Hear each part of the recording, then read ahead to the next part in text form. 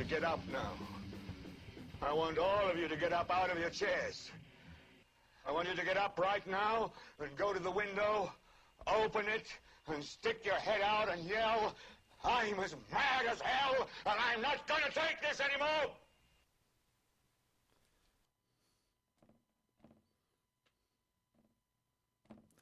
Good evening, everybody. Welcome to Smith Radio. Your host, Brian Smith, and yep, that's right. He's on the road, on his way here. If you can hear me now, Carrie, hammer down. Get here safe. All right, folks, this is Smith Radio, Brian P. Smith. Follow me on Twitter at Brian P. Smith, and Carrie, my co-host, at Smith Radio, SMYTH. We do this every Sunday, 5 to 8 p.m. Eastern. We are Military Veteran Talk Radio. Back in the 90s, if this is the first time you've been on the show, folks, back in the 90s, I was in the Air Force, and back in the 90s, Carrie was in the Marine Corps.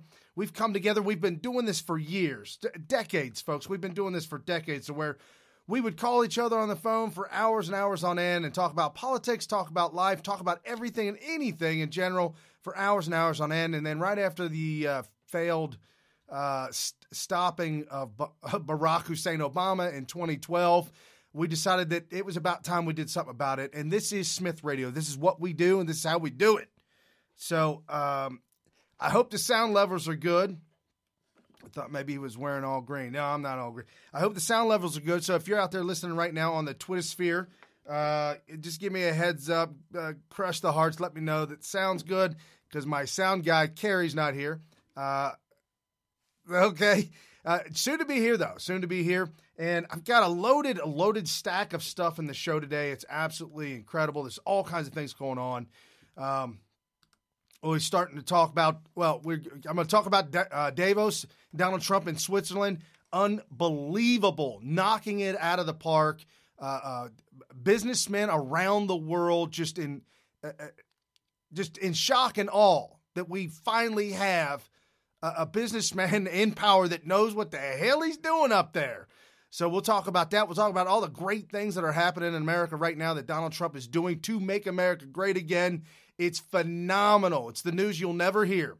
It's the news you'll never hear. You'll never hear these things that we talk about on Smith Radio because they don't want you to know it. They don't want you to know it's good or it's not good. We're going to talk about releasing the memo. We're going to talk about the deep state and the coup. It is out of control. And if anybody knows anything about that, Sean Hannity would. And so, folks, I don't know if you've been watching or been on Twitter, or Hannity's been talking about this on the show, but apparently his account was banned. It was blocked on Twitter. And he got pretty fired up about that over the weekend. I was shocked. I was shocked that Hannity's account, apparently they claimed it was hacked or something or other. I'm not quite sure what happened with Hannity's account, but it was taken down for about 22 hours, and he was in utter disbelief. Started a new account, Sean Hannity, and then _. Some people are saying it's not his account, but I was watching him tweet from it throughout the night. So I have no reason why not to believe that it is his Twitter handle. So, but his account's back up. I'd say follow both of them. You never know. You got to have a backup account, especially with Twitter. Jack Dorsey, out of control. Just unbelievable what the Twitter sphere, unbelievable what the when I say deep state, I'm talking about these folks on the back end, the background, people acting as rogue agents or not even rogue, just knowing what they're supposed to do on their own. Some of these FBI high-up officials attempting to overthrow, attempting to complete the coup that Obama had started. I hate to say it. Let me bring that back. The Democrats have started the coup, and this goes back decades, folks. They want nothing more than complete and utter power and control over all the people, all the wealth, all the money, all the country. They want to send America down the roads of socialism that leads to communism. They want to send this down the road, the way of Europe. Democrats want nothing more than that.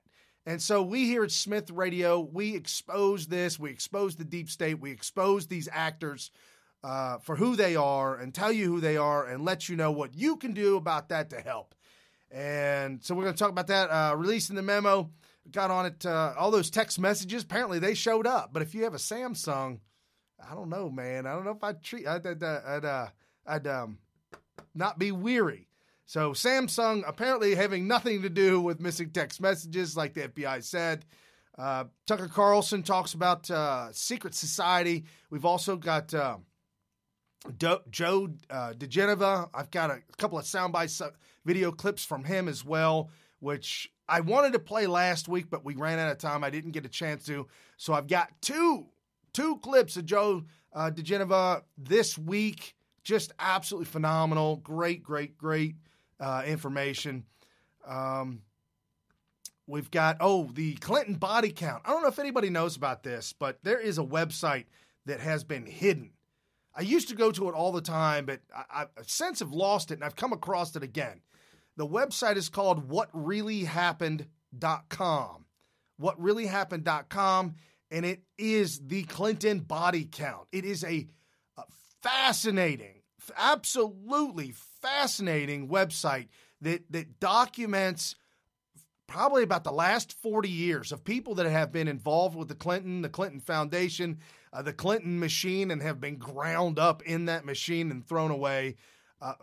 If nothing else, the stories are so outrageous and so unbelievable that you're just going to shake your head and say, holy smoke, how do people get away with this for so long? So I've got a couple of stories on that I want to talk about because the Clintons are definitely back in the news. Hillary Clinton, indictments coming down the pipeline. She'll never see jail time, folks. If you've got this, and I know a lot of people text me, and a lot of people say, man, you going to prison. No, it's not going to happen. As much as we all wish it to happen, as much as we all think that Hillary Clinton should be in prison, I can't foresee that happen. I really can't. It would be nice. I would love it, but probably not going to happen. Barack Obama going to prison? No, not going to happen. Couple of reasons why that'll never happen. One, former president, and two, he's black. And I'm not bringing race into this. I'm not doing that. I'm just saying that no Republican, nobody out there, none of them with any kind of political career wants to go head-to-head or toe-to-toe with the media, the mafia media that will absolutely destroy anything you ever had, any credibility you ever had, if you attempt to do anything against Obama. You attempt that, and holy hell to pay. It will never happen.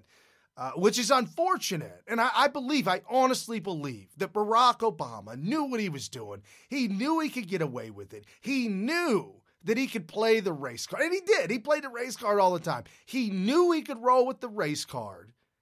And he knew nobody was going to do anything about it. And it's what happened for 8 straight years. Not one solid Republican ever entertained the notion. I mean, you had John Boehner said, impeachment's off the table, boys. We're not even talking about that. So, I mean, if you got the Speaker of the House saying that impeachment's off the table, then obviously that there's a problem with our checks and balances. There's something really, really super wrong. But the media's been playing the race card for so long that the Republicans are absolutely deathly terrified of them and what they can do to them and their career and their money. And the media loves to have that kind of power. Ironically, Donald Trump, don't make no never mind to my Trump. Don't make no never mind at all. What the media says and does. We just had the fake news awards come out just a few weeks ago, which was pretty incredible. It was a lot of fun. And it just exposing the fake media is so easy. It really isn't that hard anymore because it's so blatant with it. Not only that, but I didn't even have this in the stack of stuff while I'm going over all these things. So with the Clinton body count, we're going to talk about DACA and Louis Farrakhan. Who Louis Farrakhan, and what's he doing with Barack Obama? Right, exactly. The Black Caucus didn't want you to know about Louis Farrakhan and Barack Obama's ties. They didn't want nobody to know about that. So, anyways, I digress. We can, I'll tell you what, we'll start off with Let's start off with Donald Trump's speech in Davos, Switzerland. Every year, the World Economics, the heads of state come to Davos, Switzerland, and speak about economics, speak about their country, speak about ideologies, ideas, things that they want to do, the way they want to go. And my Donald Trump just crushed it. Folks, if you didn't see this, it is unbelievable. Donald Trump crushing it in Davos, Switzerland. And the clip is 15 minutes long. That's all he spoke for. He spoke for 15 minutes.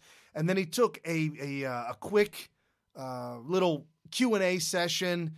And that was about it. It was done. But some of the reports that are not biased said that it was like a bunch of teenage girls waiting for a rock concert to start. All these businessmen and heads of state were just chomping at the bit to be there to watch Donald Trump speak. And what was he going to speak about? And you got to understand, folks, Donald Trump is world renowned. I mean, everybody knows Trump. Anybody who's anybody knows Trump. And so what Trump's doing to make America great again, his ideas, the things he's implementing, no different than anything straight out of Adam Smith's Wealth of Nations. I mean, this is a truly capitalist ideology that Donald Trump has, that he's implementing, he's putting in place. And I'm just saying, 2018 is going to be the year to watch. This is going to be a phenomenal year. The economy, the America's economy is really ramping up. It's something I just ran across when doing show prep. I was a little disappointed about. So I'm going to give you all the straight news, the good, the bad, and the ugly. And we were really expecting the fourth quarter of 2017 to just knock this thing out of the park with a home run, GDP growth. And I'm very disappointed. Maybe it hasn't been revised yet, but they're saying that the fourth quarter GDP growth in America for 2017 was 2.6%. We were looking for somewhere close to 4%. And if you folks follow me on my scope, I usually scope around 4 o'clock, Monday through Friday. And if you caught my scope earlier this week, I talked about it. I talked about GDP growth, talked about how the company that I work for, it's probably the second largest, and depending on how you look at it, it's one of the largest jewelry, gold manufacturing facilities in America, with different sites all around the world. Just a huge, enormous corporation. And we deal with gold, jewelry, all kinds of things like that. Anything you can possibly imagine. And we ship it, we give it to all the jewelry stores in the mall, the Kmart's, the Costco's, anywhere you find jewelry, it's usually from us.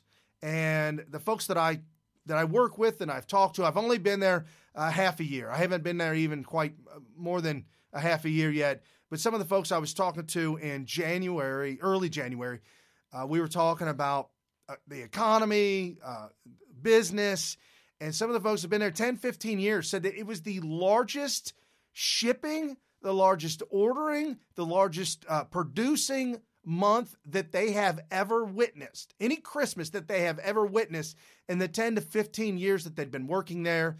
We just had a meeting, a get-together with the owners, and they informed us how enormous of a month we had during the month of December. So I'm really kind of beside myself that the gold industry, the jewelry and gold and bracelets and trinkets and anything having to do with gold, silver, and jewelry, the second largest, if not the largest manufacturer in America, having one of the greatest years they've seen in one of the greatest months they've seen in 30 years. And yet I'm seeing reports of America's GDP growth of 2.6% in fourth quarter. It's a little frustrating because I know just my wife and her friends, and I know just kind of anecdotal, just people around me buying things and having an incredible Christmas, gifts and presents, and just talking about this being a really good Christmas. They even talked about the purchasing and the buying during the Christmas season was just huge, was phenomenal. And so I don't know. Wait for another couple of weeks and we might have a revision just like we had a revision for the second quarter and third quarter. Both revisions were revised upwards. So we'll see how things go. But anyways, bottom line is Donald Trump restoring capitalism in America once again, which will save. Capitalism saves. If you want to destroy poverty, if you want to destroy any kind of communist, socialist, if you want to fix Venezuela, if you want to fix Greece, if you don't fix any country in the world, give it massive amounts of capitalism. Just inject it with capitalism on a regular basis and just overflood the entire country with capitalism, and you will be shocked. You will be amazed at how not the government, not the heads of state, not the people in charge, but us, the citizens that actually run the day-to-day businesses, us, the citizens that are purchasing power, what we want, what we don't want, the ingenuity, the inventiveness, the creativeness that human beings possess, that when unleashed, matched with capitalism, is a force to be reckoned with. Communism saw during the 80s that they couldn't outspend us. They literally, I know people complain about Reagan spent this and spent that. I'll tell you what, folks, that was the only way to win the Cold War, is to literally outspend communism. And we did. We did. Glad-handedly. No big deal. Anybody that started a business in the 80s and the 90s saw a huge boom. I'm not saying everybody, I'm just kind of just brushing with a broad brush over it, but anybody who started a business in the 80s and the early 90s really saw an opportunity with the likes that they've never seen in a long, long time. And Donald Trump is bringing that back again. And like I said, here and earlier this week in Switzerland, Trump took to the podium and gave his speech, talked about America is open for business. Literally rallying the world money around the world, from businessmen to other countries. If you want to make money, if you want to invest your money, you want to make money, you want to make money with your money, America is open for business, and this is the place to do it.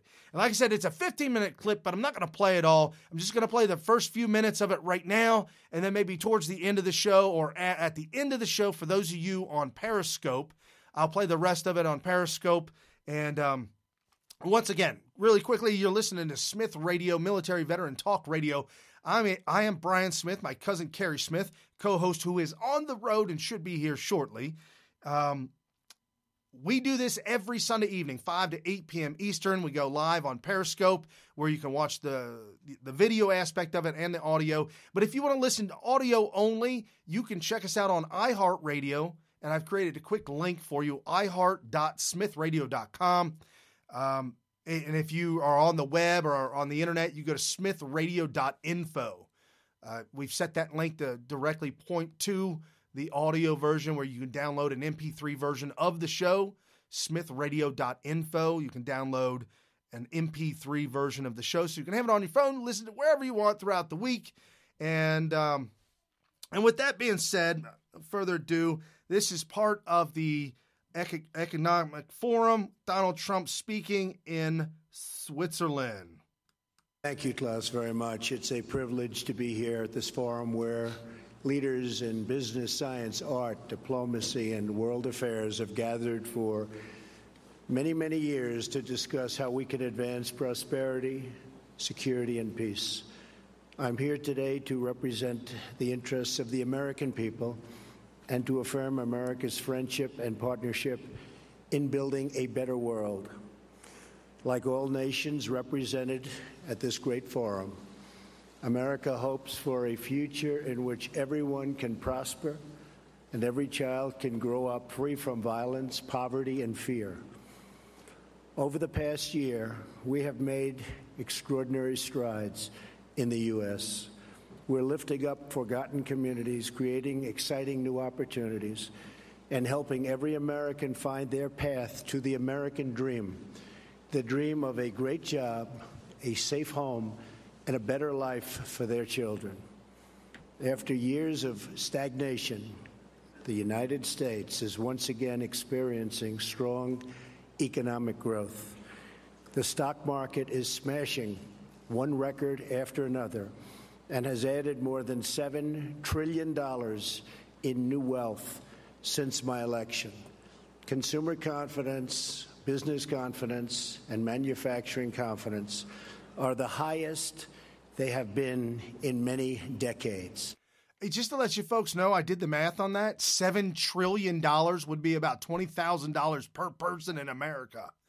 Yeah, they'd be like getting a check for $20,000 in America. It is incredible, folks. $7 trillion. Since my election, we've created 2.4 million jobs, and that number is going up very, very substantially. Small business optimism is at an all-time high. New unemployment claims are near the lowest we've seen in almost half a century. African-American unemployment has reached the lowest rate ever recorded in the United States, and so has unemployment among Hispanic Americans.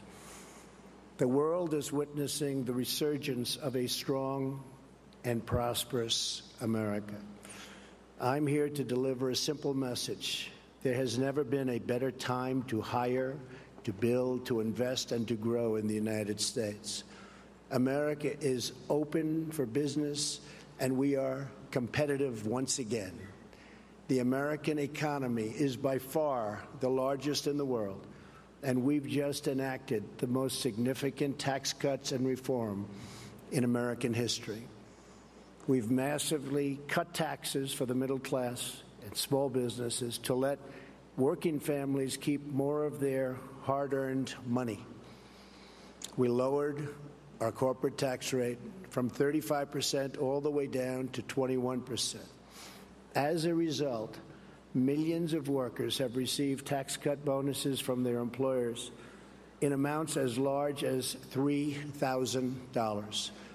The tax cut bill is expected to raise the average American's household income by more than $4,000. The world's largest company, Apple, announced it plans to bring $245 billion in overseas profits home to America.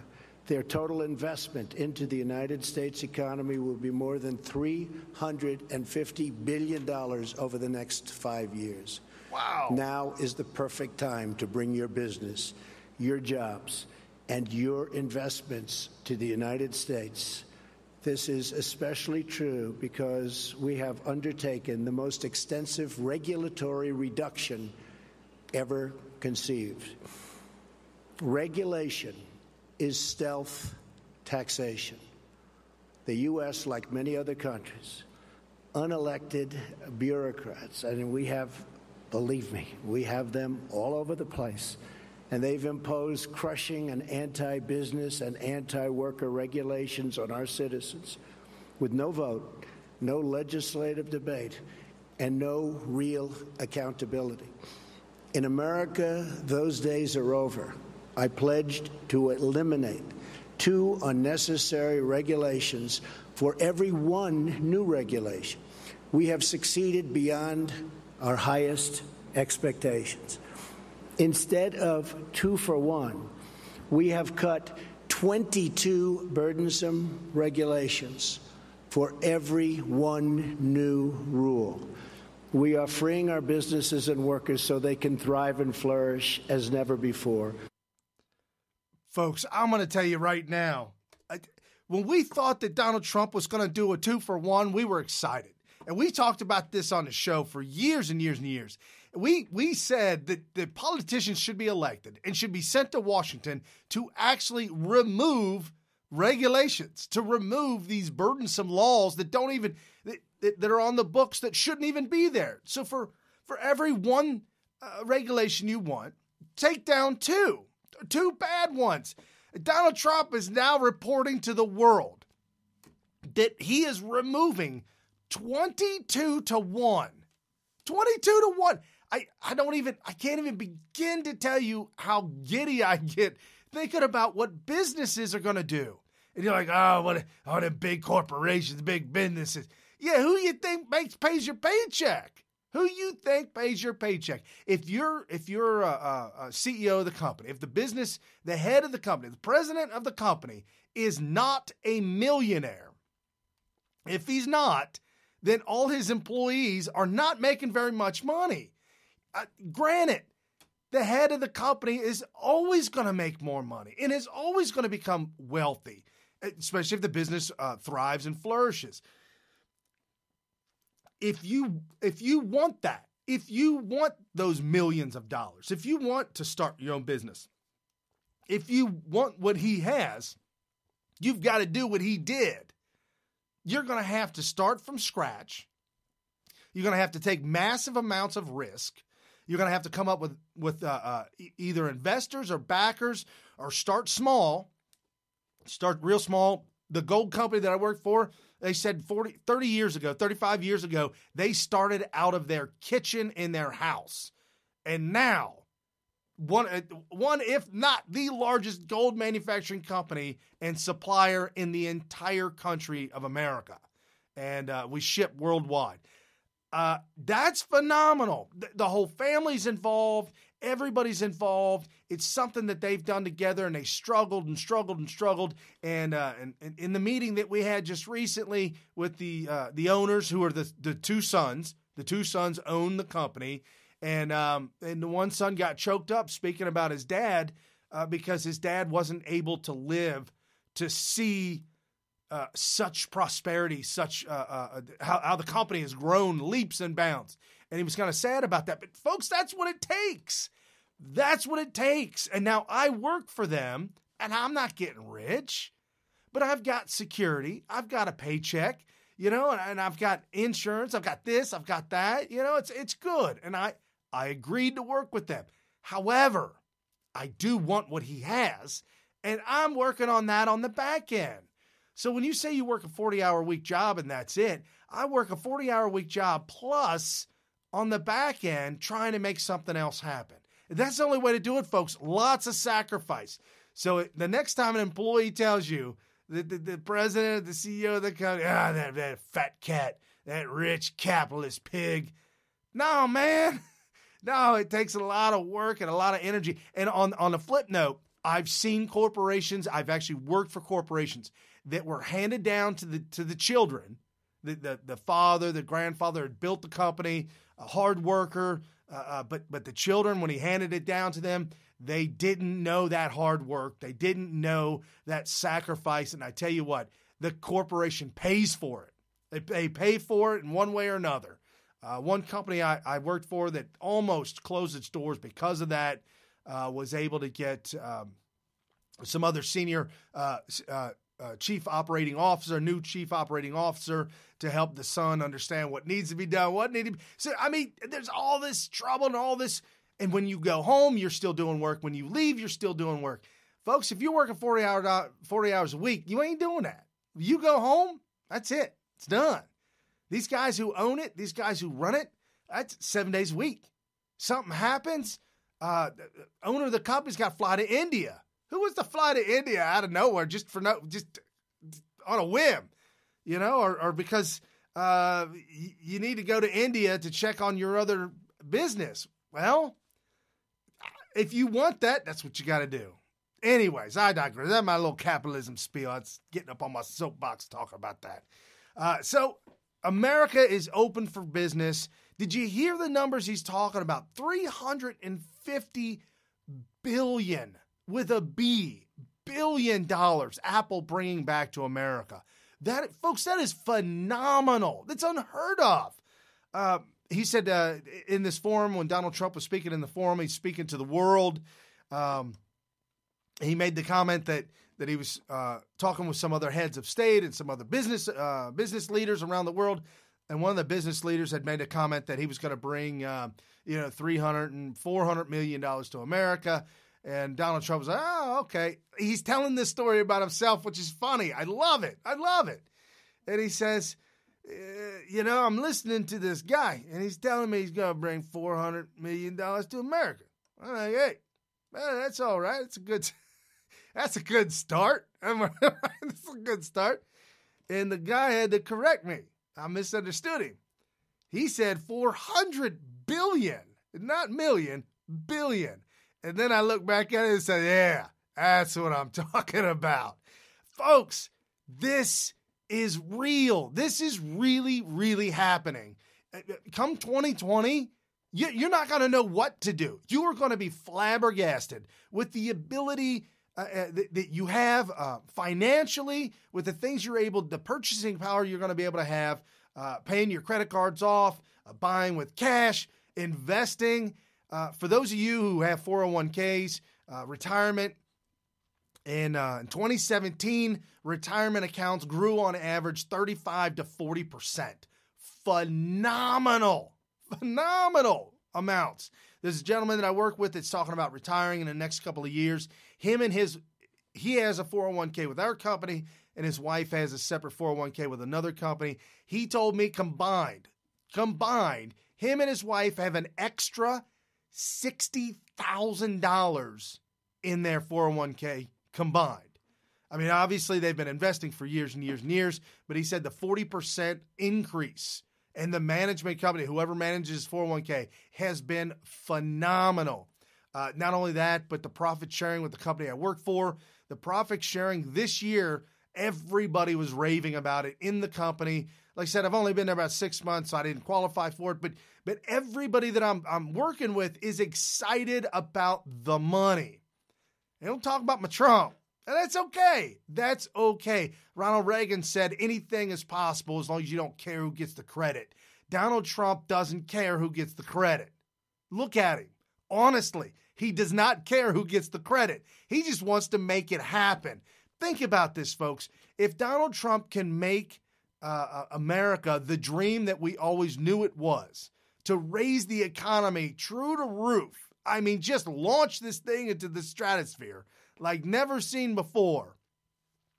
His businesses, his friends' businesses, his family's business, people that he knows that have jobs, 9 to 5, 40-hour week workers, everybody that he knows, everybody will be making more money.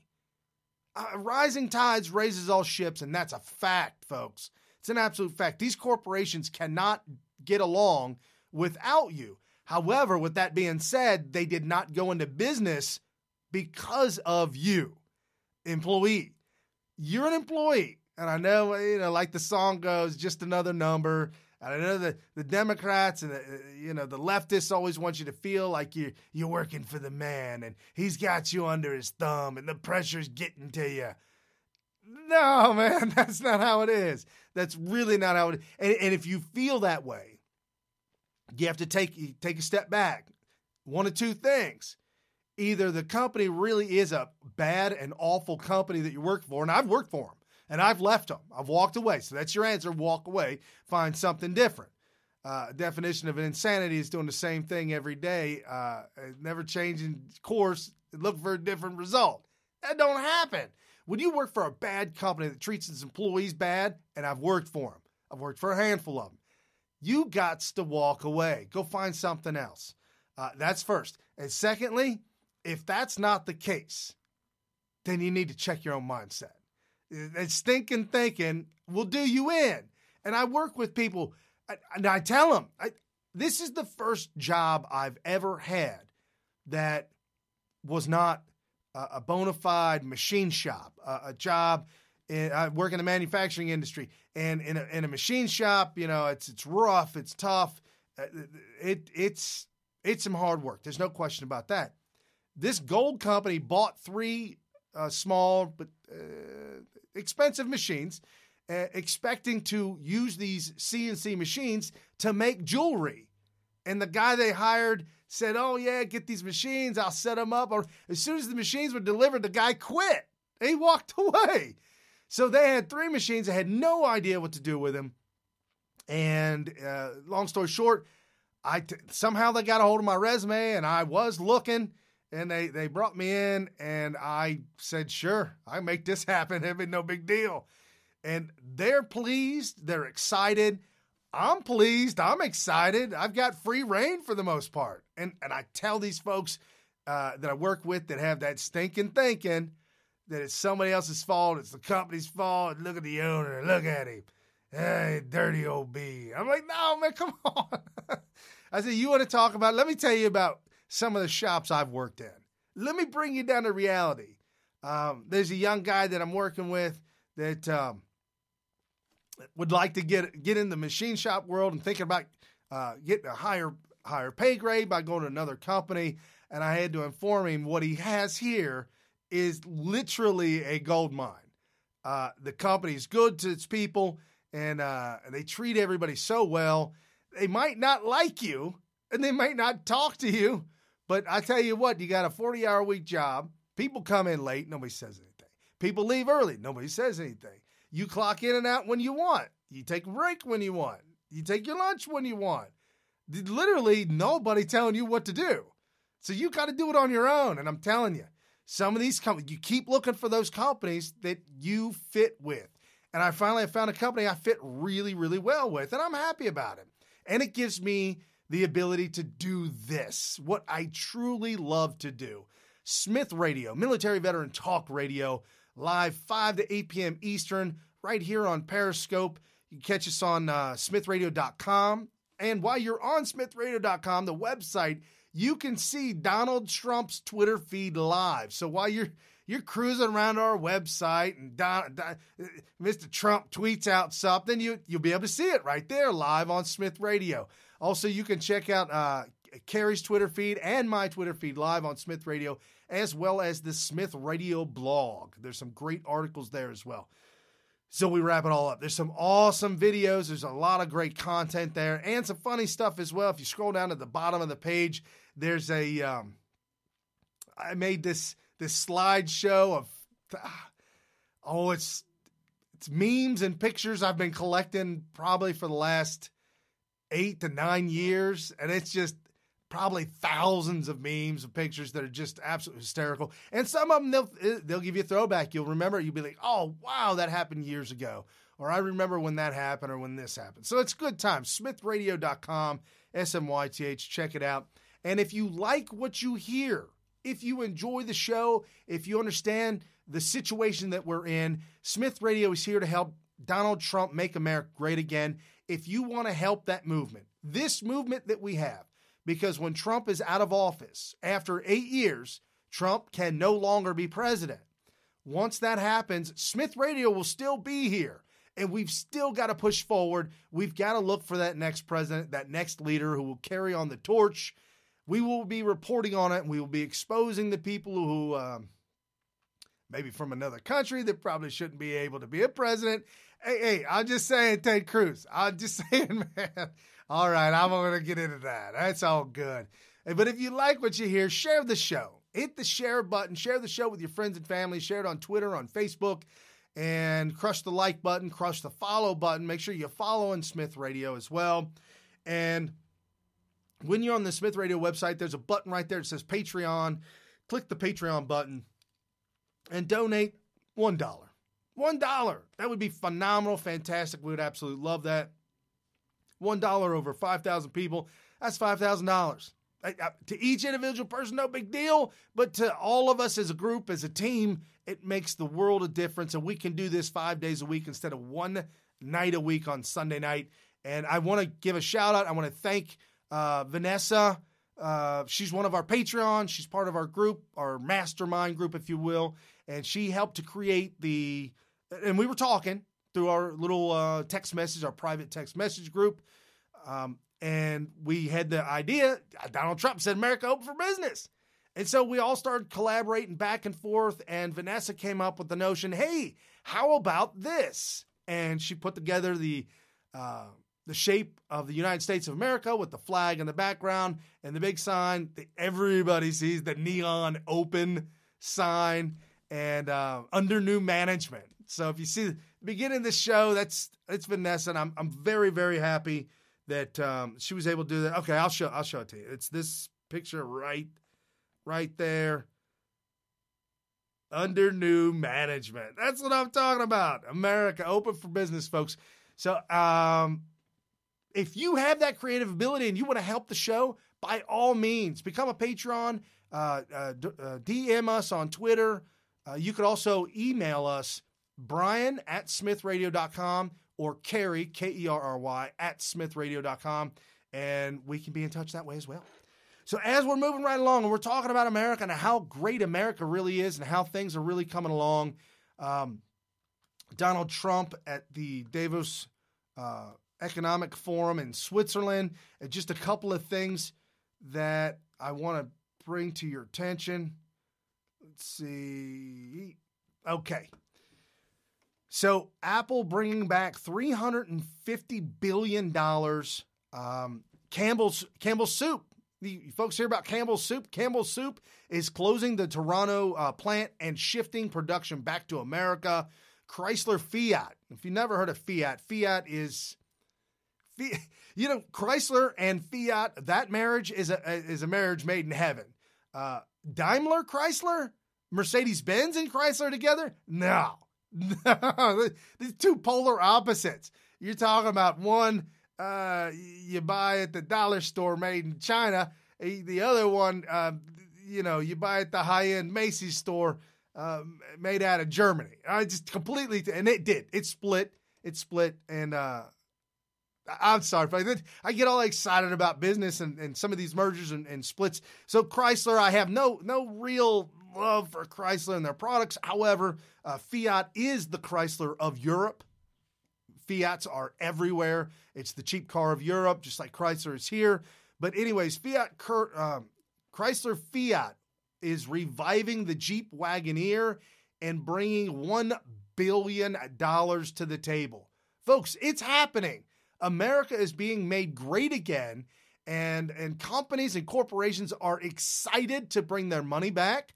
They're excited to be a part of something that almost seems like it's new again, if you will. And when there's a platform, just like any other platform, America is the platform, the springboard for businesses that want to be successful, especially when you drop the tax rate down to the low 20% for corporations. And you're like, Brian, but then they need rich fat cats. They need to pay their fair share. No, man. Let me tell you a little something about corporations. Corporations pay as very little in tax as possible. What a smart corporation would do is if they see they can project that they're going to owe $500,000 in taxes, or buy a handful of new cars. They're going to buy a handful of new cars. Buy a machine. Buy a brand new machine. I'd rather buy a brand new machine and make more money than pay $500,000 in taxes. The company that I work for just bought 3 brand new, 2017, took advantage of what Trump said. You buy a machine this year, you invest in your company this year, you write it off on your taxes this year, not next year. And so our company took advantage of that and bought 3 brand new laser machines, something that they did not have planned. It wasn't in the works, but there was an opportunity. What does that do? That makes our company more efficient.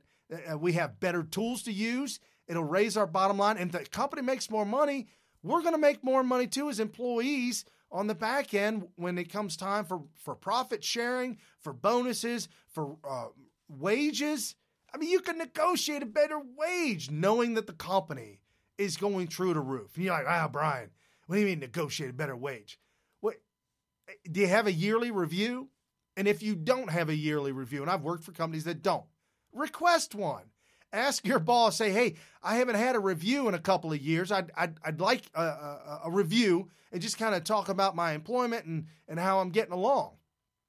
In that review, bring it up to them. Tell them. Say, you know what? I'll be honest with you. I haven't had a raise in a while, and I'm thinking $1 or $2 on the hour, or $2 or $3 on the hour is something I'd really like to look at. What are they going to say? They just say yes or no. If their budgets are, if their money, their profit is through the roof, their budgets are up, they may have more room for that. Y'all just need to ask. When I got hired on for this company, we signed a contract that if I did what I said I was going to be able to do, which I've done, I did it within the first 60 days, and it was my fault. I should have said to them 6 months instead of a year, but they dictated the year. And I was fair with that, whatever. But they said, if you can do what you can say you can do within the first year, we're going to give you X, Y, and Z. And I said, I'll take it. I'll take it. It's too good to be true. And I said, I need that in writing. They said, don't you worry. We'll put that in writing. I said, okay, don't you worry. I'll sign that. So when it's good time, you just got to be able to talk to your boss, talk to the owners, talk to the people, just talk to them like a normal person. You know what I'm saying? And you could get what you want. Anyway, so we're talking about companies bringing money back to America. And check this out, folks. If you haven't followed or you haven't gone to the website, MAGA. Oh, dang it. What is that? I did do it, man. I just lost it at the top of my head. See, that's what I need, Mr. Producer. There we go. I need Mr. Producer here. Thank you, Mr. Producer. I just got to hook up from my producer. The producer's at MAGAPill, MAGA pill.com. Spoke with the owner of the website. Really nice individual. Really has America's best at heart. Really, I like the angle. I like where he's coming from. The website, MAGAPill.com. A wealth of information and resources. It is literally like the Matt Drudge report, the Drudge.com. It's literally like Matt Drudge's website. There are links, and then there are months, and then there are links to each and every single one of the titles is very descriptive of what it is. And it's a very plain and simple website that shows you what is going on in America month by month. What is happening in America? And one of the tabs is Trump's government.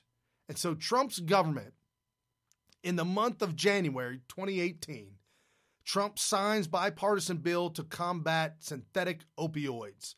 And folks, if you don't know, the drug epidemic that we have right now in America, all over America, all these drugs are coming up from Mexico. It is just wretched.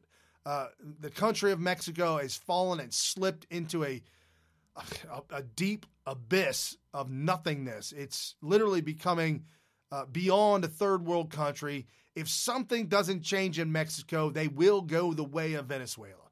There's no question about it. The drug lords and the cartels, they run Mexico. Literally run Mexico. And so who else to sell it to? Other than the rich fat cats in America, which isn't really true, but fat cats don't do drugs. But you got a lot of young kids that'll go out and rob and steal from somebody, steal from their parents or whatever. They'll find the money and find a way to have it done. This hits home to Donald Trump. This is a close issue to him. His brother, who, for all intents and purposes, you would have thought, the older brother, or you would have thought that that the brother. I don't know. You would just think brothers that think alike, that do alike, but apparently his brother slipped into alcohol and drugs and died at a very, very early age. What a shame, and that strikes really close to Donald Trump. I know a handful of people that have that have stories that people that I've known, like they'll bring it up to me. We live in kind of a small community, and when they ask me, hey, do you know this person or this, and I might know somebody that knows that person. And so there's a handful of people that I know that have died, OD'd on the heroin. It is just wretched what is running through our communities. And building the wall is the first step, the deterrent, to let the drug dealers know we ain't playing no games. Not only building that wall, but then manning the wall with the patrol. And our Border Patrol this past week came out and said, absolutely, Donald Trump, we absolutely need a wall, our first line of defense for our protection as well as the protection of the American citizens. And that's the president's job, is to protect the American citizens. That's his job. And so building the wall, making that happen, it's going to be phenomenal. So Donald Trump signing a bill to combat synthetic opioids. Real quick, there's a friend of ours, a real close friend of my wife's, a friend of hers had a son that was 23 years old, and I guess he hurt himself on the job or in a car wreck and was taking some pain medication. At 23, taking pain medication, whatever it was, over the counter, and still complaining about the pain. And somebody told him, why don't you try heroin? It'll take away the pain. Here you go. Hook you right up. Hooked him right up. My wife got the information, said that he had tried it 3 different times, and on the 3rd time he OD'd, and he is now dead at 23 years old. Man, we don't need this. We don't need this. Not in our communities. We don't need this. Not at all. These drugs are just wreaking havoc across America, and it's got to stop. Trump shrinks the federal bureaucracy by 16,000. It is phenomenal how he's shrinking this government, folks. It's beyond anything I could have ever imagined. President Trump sets a record for lifetime appointed judges in 2017. I've been talking about this for a while. Donald Trump has lifetime appointments for federal judges, conservative judges, in 2017, sets a record like never before. And so while Trump was at Davos, let me play this clip for you real quick. About Trump and Davos. This is Maria Bartiromo, and she is just incredible. And she's dealing with a knucklehead socialist union boss. And this is what they were talking about in Davos. In the NLRB. He's stacking the odds against working people coming together and getting a collective voice. I don't know how you can say that. Because that's what I live every day. His whole theme, Dagan McDowell in New York, jump in here. His whole theme has been getting to the forgotten man and woman, Philip. I mean, Dagan McDowell, this is something we've been covering all year since the president's election. He's talking about that man and woman who has been forgotten by the Obama administration and the Clinton administration. Your take, Dagan. All right, we're going to come back to you in a second. Go ahead, Dagan. That's off beam. Well, the theme during the election was that it was those very union members in the Midwest that came out and voted for President Trump. And herein lies one of the messaging problems. When someone like Philip talks about workers, the working man, the working woman, well, the only good job to him is a union job where you collect dues and then funnel that hard-earned money to political campaigns and to politicians. That's why that message doesn't resonate with people. Here's the reason that Nancy Pelosi doesn't resonate with the American person. Because that $1,000 that literally 3 million plus people are going to get from their employers is just crumbs. It's just crumbs. You know what? Let me finish. $1,000 is 20 tanks of gas. $1,000 is a new television set or a laptop. $1,000 potentially in this country feeds a four for nearly a month. That's what $1,000 is to the average American. And so we welcome back Kerry Smith. Hey, buddy. What's going on, everybody? So we're talking about, I'm not done with the clip, but I just wanted to get back to it and just explain. Do you hear her passion in her voice about what $1,000 would do? We're talking union thug boss workers. We're talking Nancy Pelosi mindset that they're crumbs. Seriously, folks, look at the people that you know. If I gave you $1,000 bill, what would that do? Do they make $1,000 bills? Not anymore. Okay. So you could tell she hasn't bought a TV in a while, because if she did, she would know that $1,000 buys about 3 really nice big TVs. They had 66-inch smart all-out TVs at Micro Center Black Friday. Yeah. $4.99, $5.99 for 60-inch, 66-inch. That would be like you'd have to put them on different walls in the rooms in my house, because you couldn't fit 2 on one wall. Oh my gosh! But yeah, that's wow. So let's finish this up. She's talking about, this is what we're talking about, folks. This is the dichotomy that we're. This is the black and the white, the right and the wrong. She's having a discussion from a capitalist mindset to a thug union boss with the mindset of socialism. And it's just, it doesn't work. It doesn't compete. Not to mention that they doubled the standard deduction in the tax plan. They lowered taxes for 90% of Americans. How do you not like this, Philip Jennings? Maria Bartiromo and Dagan, you come and spend a day in my shoes, and you come and spend a day in a union organizer's shoes, and see what the reality for American working men and women are. Stop this nonsense about demonizing the trade union movement. Stop it. It just shows your ignorance of what it is we do and how we try to lift all the boats in the United States demonizing American workers who don't belong to unions, who are happy in their jobs. This tax. Yeah, maybe people are happy in their jobs and they don't want to have to come into a union where we're talking about an effort to get them to vote. Why do we have to tell people who we're voting for? You give us a fair opportunity to organize workers, and we will treble the membership of the American labor movement. We don't want get that. a fair chance in the workplace.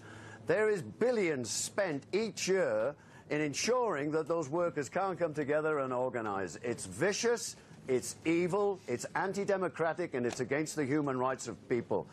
In the time of the fair deal, America came to a settlement that we would lift all of the boats. The situation that we have at the moment, we are not there. I have to say it again, 80% of the American workforce lives paycheck to paycheck. Which is why Donald Trump got elected. That is exactly why Donald Trump got elected. And he made a lot of... he was the candidate talking about that person living from paycheck to paycheck. He made a lot of promises about what he was going to do for the working men and women of the country. What he is doing is making it weaker for those men and women working at work to actually do something about their situation. It's not true, Philip. It's not true. That's not true, Philip. You look at this tax plan. There are 40 million people living in poverty in America. And that is exactly what that is why he does standard deduction. Dagan McDowell, what are the other issues that he addressed? That's why he doubled the standard deduction, $24,000, no tax. 62% of this tax cut will go to the top 1%, full stop. Not true. That's absolutely not true. I cannot have you spew lies on this program. It's not true. Everybody got a tax cut. And there are the rich that are actually facing higher taxes, those who are losing their SALT deduction. Those are the people who are finding higher taxes. The majority of Americans are seeing a tax cut. Go ahead, jump in here, Dagan. Yeah, more than 80%. Get my fact checkers onto your fact checkers, because it's not true what you're saying. The Joint Committee on Taxation. It said that more than 80% of Americans are getting a tax cut. More than 90% of workers in this country next month are going to see higher paychecks. That's a fact. Right. Okay, so there's a couple things right off the bat. You know that rising tides rise all ships, or whatever the actual I've heard so many different iterations of it. It's a capitalist ideology, though. Well, right. And the thing is that when he says that, I just had to cringe, because when it comes to socialism, communism, or whatever the hell he's trying to spew, they drain the ocean. They drain the tide. So there's no rising. They all fall. No, they're equal. They're all level. Everybody's level. Everybody is stuck in the sand. We're all at the bottom. Basically. We're all not shipwrecked. Bottom feeders? We're shipwrecked. We're all shipwrecked on the island of communism. There you go. Oh, my gosh. What does it say? The workers' union movement? I've never heard anybody use the word movement when describing organized labor or collective bargaining. Yeah, what do you mean movement? There's a movement. It's going down. It's going in the reverse. That's called communism, I think. I mean, really, what do you mean a movement? It doesn't make any sense. Either, if you have conditions in a particular private business where the labor decides, well, we need to organize either to collective bargain for a contract for all of us so we could maximize everybody's potential for earnings or whatever, or just get as much as you can. I'm totally all for that. I have no problem with that. But when you talk about a movement, it's like, what are you trying to do here? What is your goal? That was a very, you got to listen very carefully to people, because they actually tell on themselves. Yeah, no, they definitely do, without a doubt. And some of the things that are coming up with the Supreme Court, which is why the Supreme Court will literally dictate our lives. If you want to change this country, change the Supreme Court, and nothing better than Neil Gorsuch on the Supreme Court. Apparently, right now, next month, the Supreme Court will look at an old 1970s ruling, and the pundits, the people that are talking about it, are saying that it's going to be overturned, and that they're upset about it, that it's going to be overturned. But it has to do with these unions. And we've talked about this on the show, and you know about this, but if there's 22 states right now that mandate union dues. You can join the union or not join the union, but you still have to pay dues, or you have to pay some sort of fee or something. And so the Supreme Court is going to be looking at this, possibly striking this down, so that when the unions collect your money and they spend it on Democrats, you don't have to pay no union dues. You need to get your money back if your views are not aligned with that political action committee, that super PAC called a union. Gosh, that's very true. The teachers union, the firefighters union, the police union. SEIU. Yeah, all these unions are involved, and they're looking at possibly getting all their dues back, getting their money back. And because it's become so corrupt. It's so corrupt. And anybody that's on the scope that's trolling me, trolling anybody, I don't even know. I'll go check it out. I'm just letting you know right now.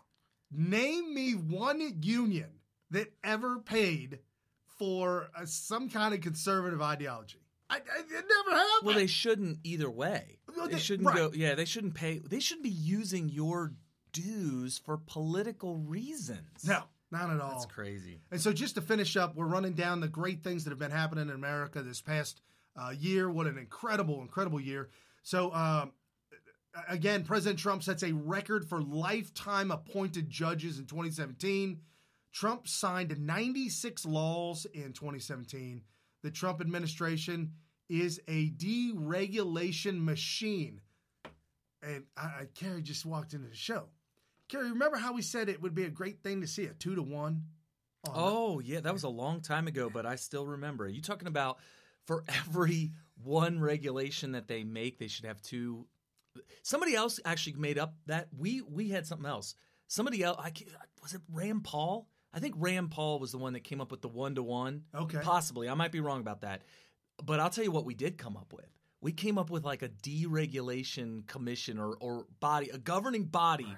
Whose sole purpose is to hunt down and find all the laws and regulations that are so antiquated and so pointless. I'm talking about like that one law I was telling you about where you're not allowed to have playing cards inside an establishment that serves alcohol. Right. That law came to be because of the old Wild West and the saloons, and you'd end up getting shot in a saloon because your hand didn't go well, and because they didn't want to outlaw gambling, they said, well, why don't we just outlaw cards? So you're not allowed to – you could literally get arrested for having a deck of cards in an establishment that serves liquor in Ohio. Not only that, but at the local grocery store, they have like a liquor store connected to it. That's how you got to get liquor in Ohio. There's just no other way to do it. Well, there's a sign in that store that says – if you have any type of firearm on you, you go to prison. That's totally against the Second Amendment. You go to prison. Read the Second Amendment. That's totally against the Second Amendment. You can't drink it in there. You're just buying it for purchase to consume at a later point in time. How am I going to – I'll lose my felony offense. I'll never own another gun again and do prison time. These kind of regulations definitely need to go away. It's safe. Brian, it's safer. It's not safe for who? To allow somebody to bear arms, to allow them to have their Second Amendment right. You have to look. You give up your Second Amendment right once you get all liquored up. Well, okay, that's fine and all, but why is it the establishment I'm buying it from in a closed container and going home? You don't consume on the site. That's interesting. And not only could you not consume on the site, they'd probably call the cops if you opened it up. You'd probably get arrested for that too. Yes. There's so many overlapping and conflicting laws. It's just unbelievable. Okay, what do you think with the if you didn't look at the show notes? What could you – no, don't look. Oh, what would you think the last year, 2017, what do you think Trump is at with the deregulations versus new regulations, like 2-to-1, 3-to-1, 1-to-1? Where would you think he's at? At this point? You mean, how many regulations he put in versus how many he took out, like the ratio? Yeah. Well, I can't even think of one single regulation that he has been responsible for putting into place. Right. So it's got to be astronomical, I imagine. It's got to be pretty big. Well, and that's the thing, too. He even mentioned in his speech in Davos, Switzerland, that we got unelected official bureaucrats, and we got a lot of them, that are creating all these laws and regulations, and they're not even elected. He says right now it's 22-to-1. That sounds 22 removed for every one new one in place. I was going to say it's got to be at least 10-to-1, but that's even 20-to-1. I would have even been short on that one. 22-to-1. 22-to-1. Think about a year ago. Us talking about, man, I just hope he does half of what he says he's going to do. Right. I mean, just a little bit. We're starting to learn that he has the political clout to do that. And what I mean by that is he's only getting pushback by the corrupt, swampy legislators and deep state officials and government workers that are in there now. Nobody else. I mean, if you're a voting citizen of the U.S. or if you're somebody outside of the U.S. who just really likes the idea of freedom and liberty, you're like, this is great. You mean he's going to do what? Oh my gosh, I love that idea. And so I think he's starting to wake up to that. And I think he's going to go even further and faster in the future. So I'm really excited about that. Well, and if you see how things go, you first got to lay the foundation. And then once that's done, everything just shoots through the roof from there. And we're excited about 2018, 2019. And so again, megapill.com, Trump's Economy January. Jobless claims dropped to the lowest level in 45 years. Apple, again, to invest $350 billion in U.S. cities because of the Trump tax plan. Utilities cutting rates, cite benefits of Trump tax reform. Trump expands broadband internet to rural America. I had no idea. But it's okay. Okay. Let them get the information because this is the new highway. This is the new medium. This is where you'll get your information right here on the internet. And for those of you out there in rural America, welcome to the show. Share it with a friend and family. There you go. And so over 100 companies giving Trump bonuses after tax victory. Click on that link. This is megapill.com. Click on that link and it will list all the different companies that are giving back bonuses after the tax victory. You know, nobody, I mean, I'm going to be honest with you. I mean, I'm as conservative as they come, but I would have been skeptical if somebody said to me, you know, Trump should really cut taxes so much to these big corporations that they're just going to have so much money. You know what they're going to do with it? They're going to give it away in bonuses. I would have been like, come on, you cannot predict that. Don't say that because it's doubtful it's going to happen. But you know what? I don't know. How do you explain that, Brian? I mean, I wouldn't have predicted that. Would you have predicted that? I mean, I had no idea. Have we been so conditioned to believe that these big business fat cats are just so greedy that they would never do something like that? I mean, you know who the greedy ones are? The dirty bastard, the AT&Ts and the big conglomerates that always jam you. It's huge. AT&T, $1,000 bonuses to 200,000 employees. Yeah, but $1,000, that's just crumbs. I know. I'd take some crumbs over nothing. I could get me one TV for $1,000. Yeah, if you bought $1,000 TV right now, it would what kind of TV would that be? You would have to leave it outside. It would cover the whole front of your house. You'd be able to entertain the entire street. Aaron, AAON, $1,000 bonus checks to 2,000 employees. American Airlines, $1,000 bonuses for every employee, excluding officers. The bonuses will total $130 million. American Airlines had 27,000 employees as of September 20. See, that's another thing, folks. Some of these companies that I read about, the executive officers, the high-up elites, are not getting the bonuses. These are going to the people. I almost feel like there's a little bit of, behind the scenes, like where Trump says, listen, this is how we're going to do it. You like what I'm doing, right? You like what I'm doing. Right. This is going to benefit you across the board. Not only are you going to have more money for yourself, but you're going to make all of your employees happy. And guess what? Not only is this going to make your life better, but it's going to make my life better because everybody's going to want to reelect me. Okay. In 2020. So what do I got to do? Okay. So what you got to do is big fat check to everybody all the way down the line, except for the executives. Ooh. Can I write that off on taxes or something?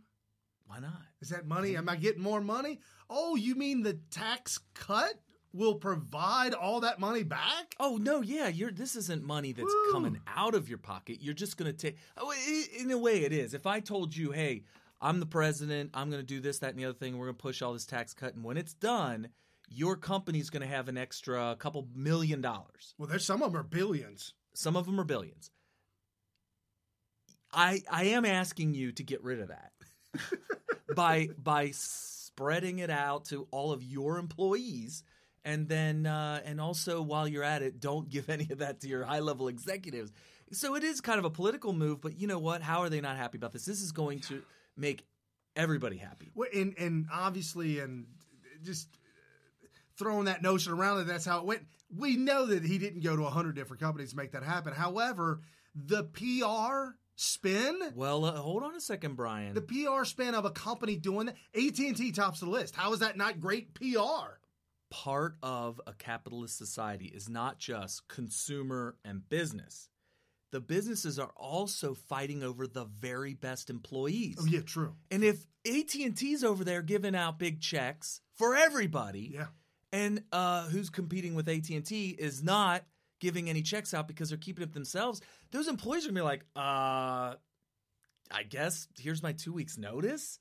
I'm going to go ahead and apply to AT&T and see if they'll hire me. Meanwhile, AT&T's like, oh, well, now we could just keep the very best and brightest. And what do you think the very best and brightest are going to do for their company? Oh, they're going to be more productive. They're going to be more innovative because they're smarter. They're probably more qualified, more educated. Meanwhile, the guys over here that didn't give out the $1,000 bonus to everybody, they're losing their best and brightest because the smartest people are going to go and start putting their resume out their best. So you're not, in a capitalist society, you're not just competing for the consumer's dollars. You're competing for the very best employees. So you have to provide the best situation for your employees too.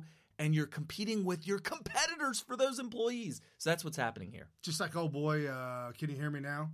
Oh, where's he at now? He went from Verizon to Sprint. Right.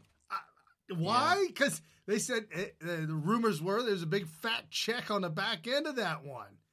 I mean, he created a brand. Right. He was a brand. He was a household name. Hold on a second. You got to explain something to me, Brian. Are you telling me that he pitched that? He pitched that. No, he didn't have to. They just saw it. And they saw that there was an opportunity to get No, him. I'm saying the original Can You Hear Me Now? Can You Hear Me Now? Do you think that actor said, I got an idea. I'm going to be the guy. You put the camera on me and watch what I do. I honestly feel like they hired an actor and said, all right, here's your lines. Can you hear me now? Can you hear me now? Can you hear me now? Now all of a sudden he's got a brand where everybody's trying to. I guess it's his face and his voice and his bite, his underbite. Yeah, is that an overbite or underbite? I don't know what. Over. It's his brand now. It's his thing. It's his thing. He's trying to do it over there because you know why he wants that kind of money. What do you think about it? I mean, what did they do with Jared? What did they do with him? Before he went to prison, they got rid of him. Yeah. They had to can that. Yeah. But, they couldn't – you can't steal Jared because his claim to fame is that he went from 400 pounds down to like 150 using nothing but Subway sandwiches. How does Burger King – or let's say a healthy place. Let's say Chipotle. I don't know how healthy they are. I know they kill people with salmonella at one point. Somebody says they don't do it anymore. They don't do it anymore. Okay, so you can go ahead and it's safe to eat there now. But this hour is definitely not sponsored by them. But like Chipotle couldn't hire them and say, hey, look, we got Jared. He's the guy that lost all his weight eating Subway. Yeah, not only can we not hire Jared, but he's got that nonprofit children's organization that didn't go over so well. We're talking before that. So, okay. So I don't know if that was a bad example or what, but so I'm just saying if you went back in time to, that's all good. We're just saying. I'm just saying. Interesting, like branding there, and and then he throws it all away because he's a weirdo. He's got to be a Democrat. Yeah, it's got to be a Democrat. So, surprised he doesn't work for the government the way, Well, he does now, breaking rocks. Oh, that's right. Making big rocks into little rocks, right. Yeah. So, $350 billion in U.S. Citing Trump's tax plan. Also, like we were saying, 100 companies giving Trump bonuses after tax victory. Black unemployment. Hey, Jay-Z, if you listening, Jay-Z, but Trump's got a message for you. Black unemployment rate falls to the record low. It's lower than they've ever had recorded. By the way, I really hate that language. I hate when they say black unemployment falls to a record low. Bad. I hate that language. It's not black unemployment falls to a record low. It should be black employment rises Through the roof. Through the roof to a record high. That's what it should say. I don't like... Skyrockets into the stratosphere. Right. I really don't like that language because it's like triple negative and it just sounds really negative. So anyway, But it is a huge thing. It's a good thing. I gotta complain about something here. It's a good thing, though. It's a good. Yes, it's a very good thing. Trump adds 184,000 manufacturing jobs and continues growth trend. Manufacturing in the U.S. just accelerated to its best year since 2016? 4. What? 2004. I did go back and I was looking at some of the GDP growth, and we were excited and fired up that the fourth quarter GDP was expected to be around 4% growth. And with all intents and purposes, everything I had ever heard of and talked about, and we talked about the company I worked for and other people talking about spending money, and the money spent for Christmas and the holidays and all that stuff, everybody was saying record spending. Mm-hmm. They're saying the GDP growth is only 2.6%. So, but that always is revised. It's going to get every revised time. up, right? Yeah, always. So they're predicting right now for the first 3 quarters of 2018 to be at least 3.12, so 3.12%, and that was revised up. Now they're talking 3.15%. So looking for a really good year. And Donald Trump tweeted out, "Somebody please inform Jay-Z that because of my policies, Black unemployment has just been reported to be at the lowest rate ever recorded." Yeah, I don't think Jay-Z really thinks about... I feel like he was told to say whatever he said. He's paid, bought and paid for. I don't know. Or he's virtue signaling. It doesn't work. What did you call him? An old whatever has been? ODB? No. Like, you said something about how... I don't know. You're not... The thing about rap music is you're trying to... your brand is about getting the kids to listen to you because you're hip and you're cool and all this kind of stuff. And you start getting into politics, and I just don't get it. I don't know why they bother. When I was a kid, if a rapper was confronted with politics, he'd be like, "That's just for loser nerd people." Old man. Yeah, I don't know what's going on. Who cares? And you know what? We would have been like, "That's right, because he's cool." He don't care. So I don't know what Jay-Z's trying to do. You can't virtue signal to people under the age of, college age. Yeah. College age. Yeah. Once you get to college, and all of a sudden it's all about virtue signaling. So how strong is your signal? Your virtually something like that. I don't know. Broadcasting or something. I don't know. So Trump tweets out, "Tremendous investment by companies from all over the world being made in America. There has never been anything like it. Now Disney, JP Morgan Chase, and many others, massive regulation reduction and tax cuts are making a powerhouse again. Long way to go. Jobs, jobs, jobs." If it's doing this well, that's pretty scary that you could say we have a long way to go. I mean, it might be crazy. It might be like the roaring whatevers. He's saying that the stock market added $7 trillion of new wealth. That's interesting. That's $20,000 per person in America. Wow. Per person. Something like, I think it's like 21,000. Where do you think all that money's coming from? I mean, I think that people from around the world are excited about a real capitalist businessman who also is really big into freedom, not just for these companies, but also individuals. And everybody's just excited about it. Well, they were saying that at the economic forum, somebody had reported, he said it was like a bunch of teenage girls getting ready for a concert to go on, waiting for Trump to get up and speak. But instead, they were all these businessmen and world leaders. And they were all going, yes! They were getting all giddy and just throwing. They're throwing their underwear. They're throwing their underwear up on stage. Why do I keep dropping that? Taking their ties off, throwing their ties at. I am so bad. Okay, so anyway, it's all good. So he tweeted out one other thing. "Thank you to General John Kelly." Why? "Who is doing a fantastic job, and all of the staff and others in the White House for a job well done.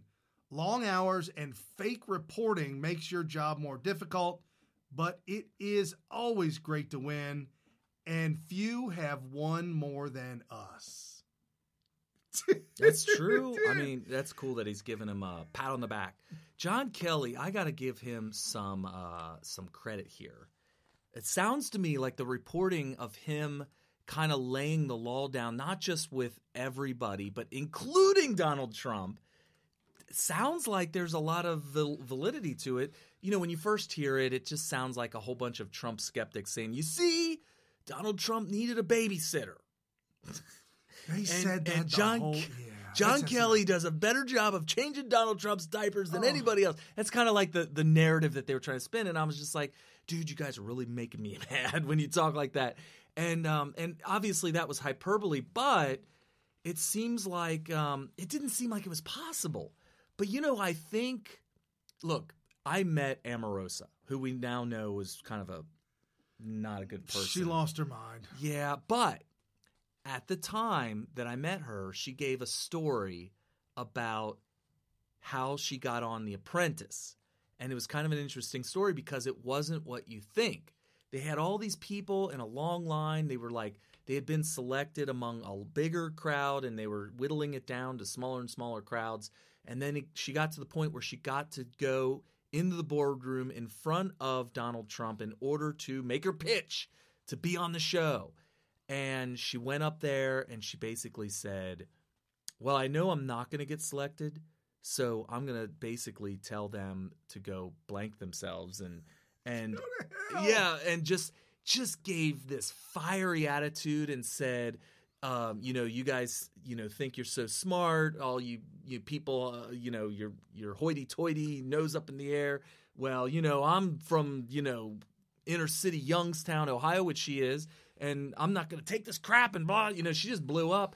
And afterwards, Trump was like, what was her name? Write that down. I want to see her again. And subsequently led to her getting on The Apprentice. So in a way, I kind of feel like if General John Kelly went in there and said, listen, I know what's going on around here, and you might as well not hire me. Because I'm going to tell you right now, I'm not taking this crap from anybody, including and especially you, Donald Trump. He'd probably be like, we need to probably see him again. I'm serious. I mean, that's what Omarosa said was her interview like for Apprentice. So. I can't believe that General John Kelly would get fired up like that. But well, yeah, he's such a disciplined type of person that if he listen, I can really relate with this because I'm a Marine Corps veteran and all this kind of stuff, and like the name of the game in the Marine Corps is discipline at all times, and so it kind of triggers a hardcore devil dog type person like myself. Not all of them, there's a lot of Marines out there that didn't really like that, but if you're like one of the hardcore type persons, lack of discipline is actually triggering. So I could totally see a person like John Kelly getting actually triggered if he saw the kind of lack of discipline that you can imagine a bunch of young buck people that were just like campaign volunteers and now they're getting hired on into the White House. Maybe they were like an intern with somebody, right, and they don't really know like protocol, and you got like we heard from Secret Service agent Gary Byrne, who when Bill Clinton was first elected and he brought in all of his staff, they were like leaving secret documents. Just they would leave them on the table and say, "Oh, it's time to clock out. See ya." And they would not even lock up. They wouldn't lock up the secret. So they would have to literally go door to door in the West Wing and pick up the documents and put them in the safe for them after hours. This is from Wikipedia. Before entering the political sphere, John Kelly was United States Marine Corps general who served as commander of the United States Southern Command, the Unified Combat Command responsible for American military operations in Central America, South America, and the Caribbean. I could tell you right now. That's Billy Badass. I mean, that's one bad So dude. He's in charge of these huge, giant organizations. I'm going to tell you right now, you could ask Jack really let me in on this, and I've heard other people say it too. Posobiec, Jack Posobiec. Not the other one. It's startling and a little bit scary when you go into the White House and the West Wing and you realize that the office area that controls the entire country is so tiny. It's tiny. Yeah. There's a couple of offices. Now, I know there's buildings all over D.C. that are kind of running the whole government, but really the central nerve system is the West Wing, And he said you'd be shocked at how tiny it is. He looked around and he was like, this is running the free world? Like, he was startled by it. And I've heard he's not the only one I've heard that from. So you got John Kelly, who's running these giant, huge, military industrial complex, for lack of better phraseology there. And then now all of a sudden he gets to focus all of his expertise and discipline onto this little tiny West Wing. I mean, there's not going to be any I not dotted or T cross. It's going to be perfection. He's definitely qualified, if not overqualified. And any lack of that is going to trigger him. And I'm telling you, any lack of discipline is going to trigger him. So it makes sense to me. I believe it. So I belabored that point. No, that's cool. Julian Assange tweeted this out. This was kind of interesting, and I just wanted to relay this. Julian Assange tweeted out the net worth of Trump, Obama, and Bill Clinton before being president and then after being president. And obviously Trump is kind of crippled in the sense that he's only been president for 1 year versus... He would be worth less. He gave up a lot to become president. I know. Wait, did I say worth less? Yeah. Not worthless. He's not worthless. Worth less. So, Trump lost, he went from $4.5 billion to $3.8 billion. Lost. Right. That's what he sacrificed for us. Yes. And if he gets the engine of the government up and running, or engine of this economy up and running like nobody's business, his retirement will be forever. It doesn't even matter.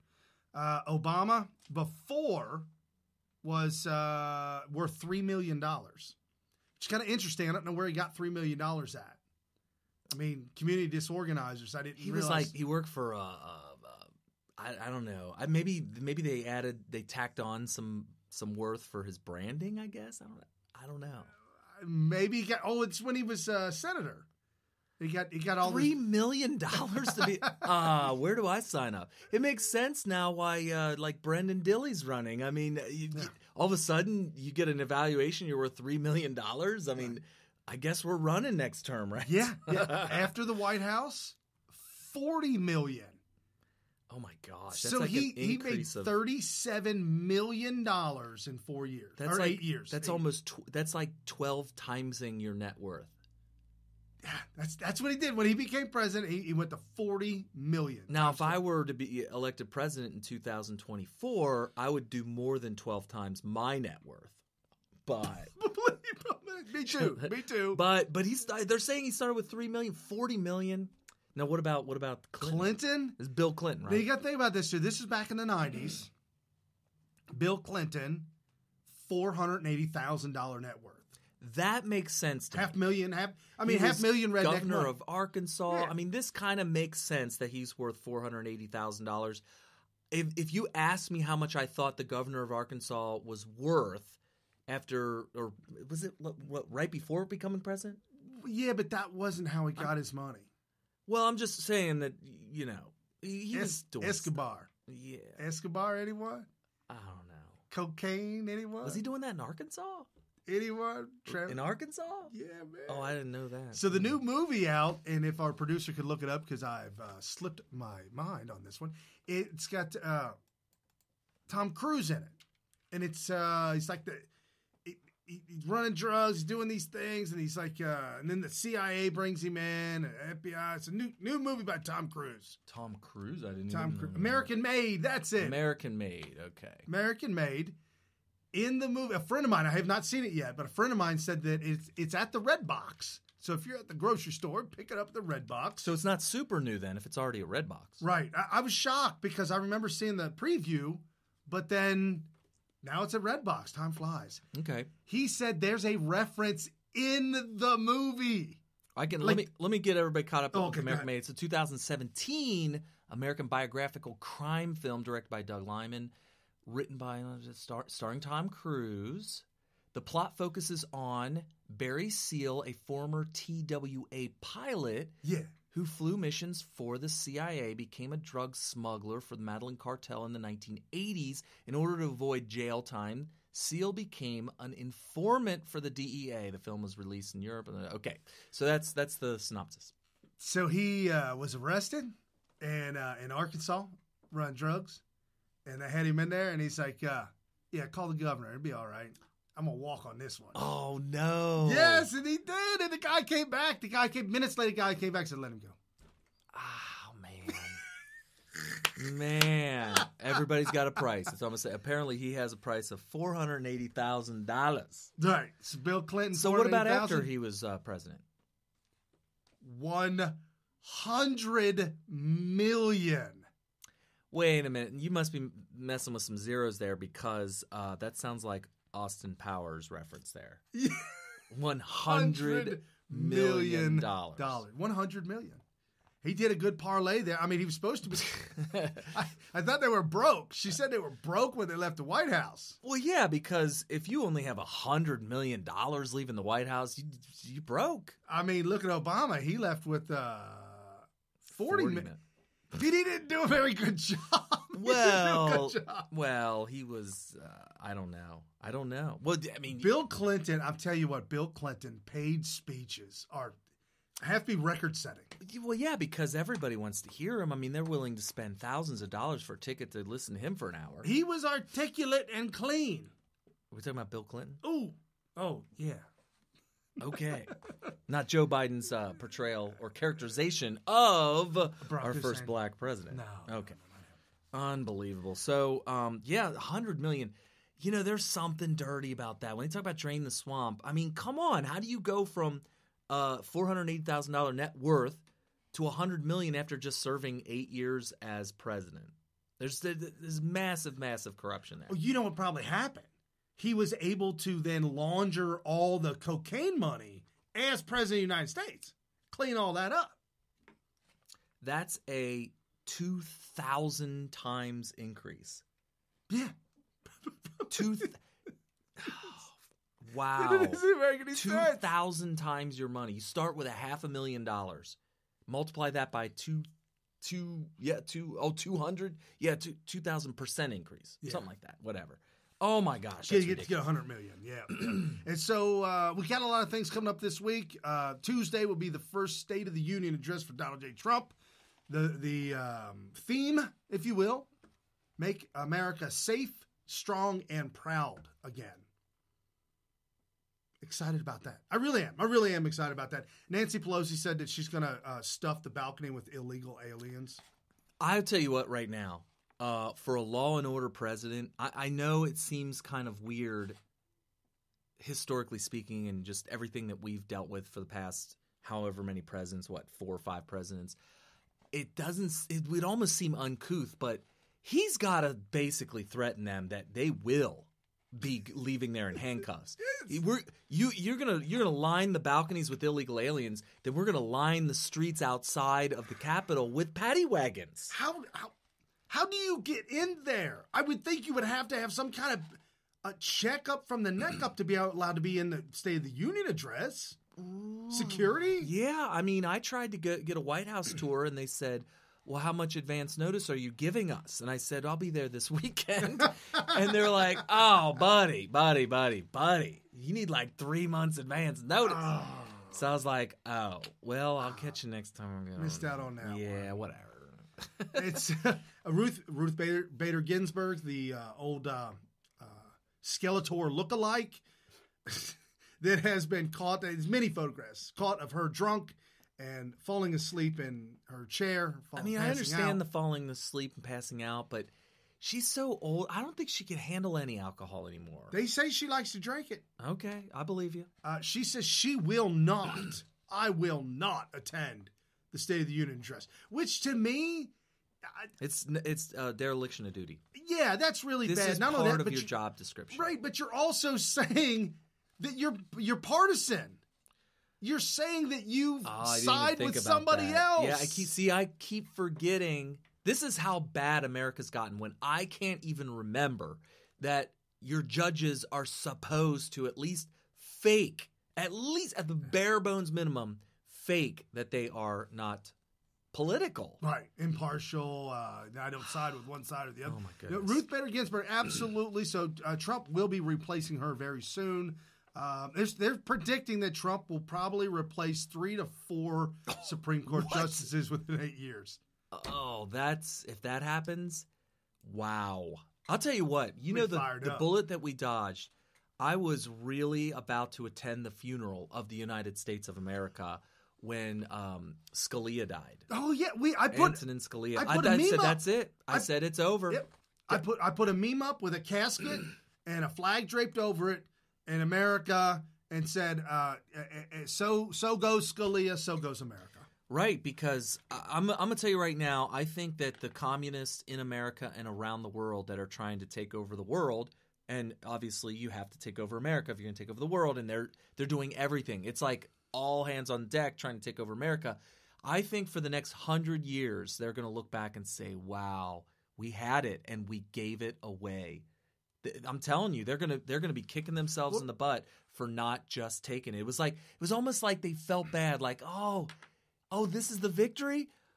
Oh, but I feel so bad. Literally, didn't it seem like, I mean, what other explanation can we figure on them saying, well, all right, we'll just let the next president. They thought Hillary was going to win. Yeah, they did it. Wow. They did a pass on that one. Well, not thought. It was guaranteed. They must have thought that Hillary Clinton's election was guaranteed for Obama to say, well, we don't want to beat them while they're down. Yeah, because he could have jammed that down the throats. He could have tried. It was just now I know unspoken. There's an unspoken rule in your last term of office. You don't get to replace a Supreme Court justice that passes away. But it's not a hard and fast rule. No, however, it's not. And believe me, I don't believe this for a second. But the Republicans that are in, was it the Senate or the House or both, have to give the thumbs up on whoever the president picks. They were vowing to not allow anybody to be approved from. They weren't even going to hear from Obama. Right. There are some contingencies. He could throw somebody in there that's not approval, I think. But then they could, if they're on recess. Oh, okay. So there were all these different things they could have done, but here's the thing: because of the cuckoldry, which of the Republicans in the Senate and the House, I really truly think that was a bluff. I don't think I think they would have felt too bad to deny our first black president his rightful duty, which, by the way, constitutionally it is. So, wow, we dodged a huge bullet there. We dodged a giant. Speaking about cuckoldry, Ann Coulter. Yeah. I know she's not a man. At least I don't think I don't know. Well, her Adam's apple is bigger than mine. Yeah. She was and always has been a cuck, part of the conservative establishment. And if you don't know what that means, but let's be fair though, that is a person that claims to be a conservative, but can and is paid and bought for. Bought and paid for for when the time comes. Right. Well, and I'll give her this though. She was one of the, and you have her in that video where all the little clips of them saying that Donald Trump is not going to be the next president. He's definitely not. She's the one that says, I think Donald Trump should be our next president, and everybody laughed at her on the Bill Maher show, Real Time with Bill Maher, and so. I'll give her some credit. She's one of the early ones that say he's going to be it. I think she actually predicted it, and she was laughing and smiling about it.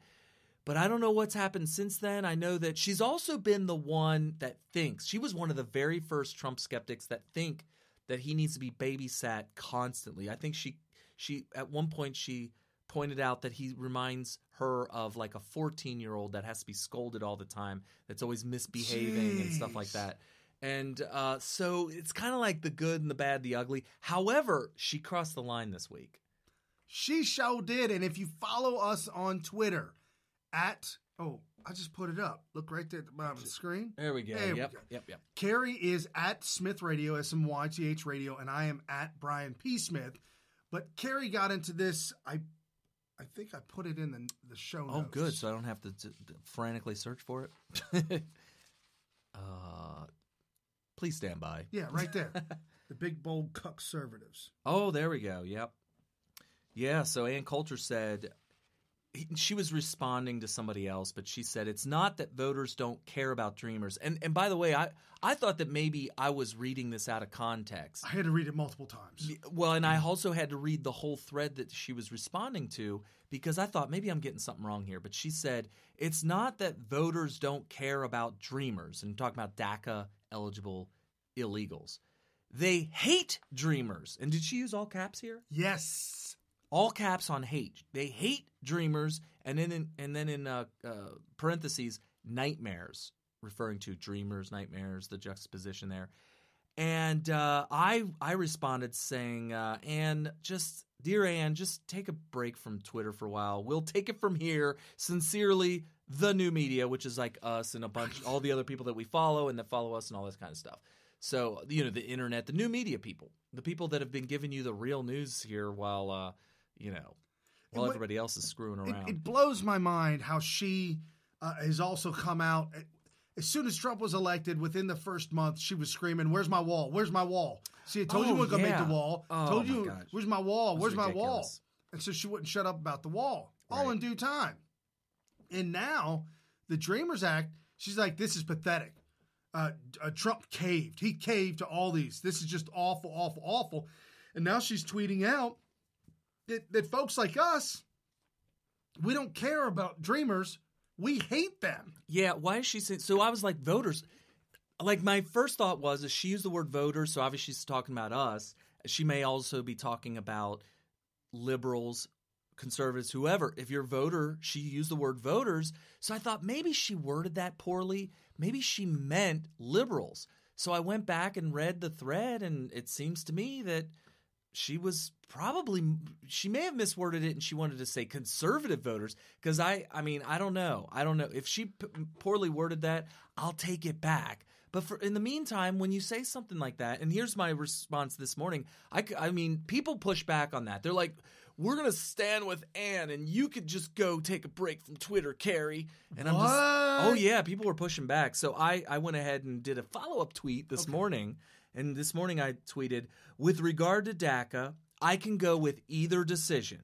Either send them home or give them amnesty as a part of a great immigration reform and border security deal, right? Sure. Those are your two choices. Either Trail of Tears, sending them home wherever you find them, whenever you find them, no matter what, they're illegal, send them home. I'm okay with it. If you want to do that, and if Trump wants to do that, you're not going to see me on Smith Radio opposing that. I'm just telling you it's not going to happen. No. My prediction is that's not going to happen. And we're talking about DACA only. Now, anybody that doesn't qualify for DACA, yes, you're going home. Period. That's what was promised. It's a whole nother ball of wax. Now, the other thing, which is what Trump is going to do, or at least that's what he's feinting he's going to do right now, which is good too, is it's going to be the bargaining chip. I guess I don't like to characterize people as a bargaining chip, but it'll be part of the deal for immigration reform, which is a solution to the big problem, and border security, which is what he really ran on for the first 2 years prior to his election, right? But as soon as you start saying stupid stuff like we, quote, hate, unquote, certain groups of people, you've lost me. Ann Coulter speaks for herself. So don't start telling everybody, the world or whatever, that voters hate DACA or anybody. I mean, we're not... You've lost the debate when you start talking about that kind of stuff. She's gone off the rails this week. She's really, really on my my bottom list, if you will, at the bottom of my list. Also with Ben Shapiro. If you know Ben Shapiro, he came out and was on the Blaze, Glenn Beck's version of talk radio. Some TV show. It's like a network, the Blaze Network. But you got to pay for it. Yeah, they got a paywall, something like that. Crazy. So Ben Shapiro says you can like Trump's policies while admitting he's character deficient. I know where he's coming from on that. Because there's people out there that did or do have the problems with like what he said in the Access Hollywood tape that, if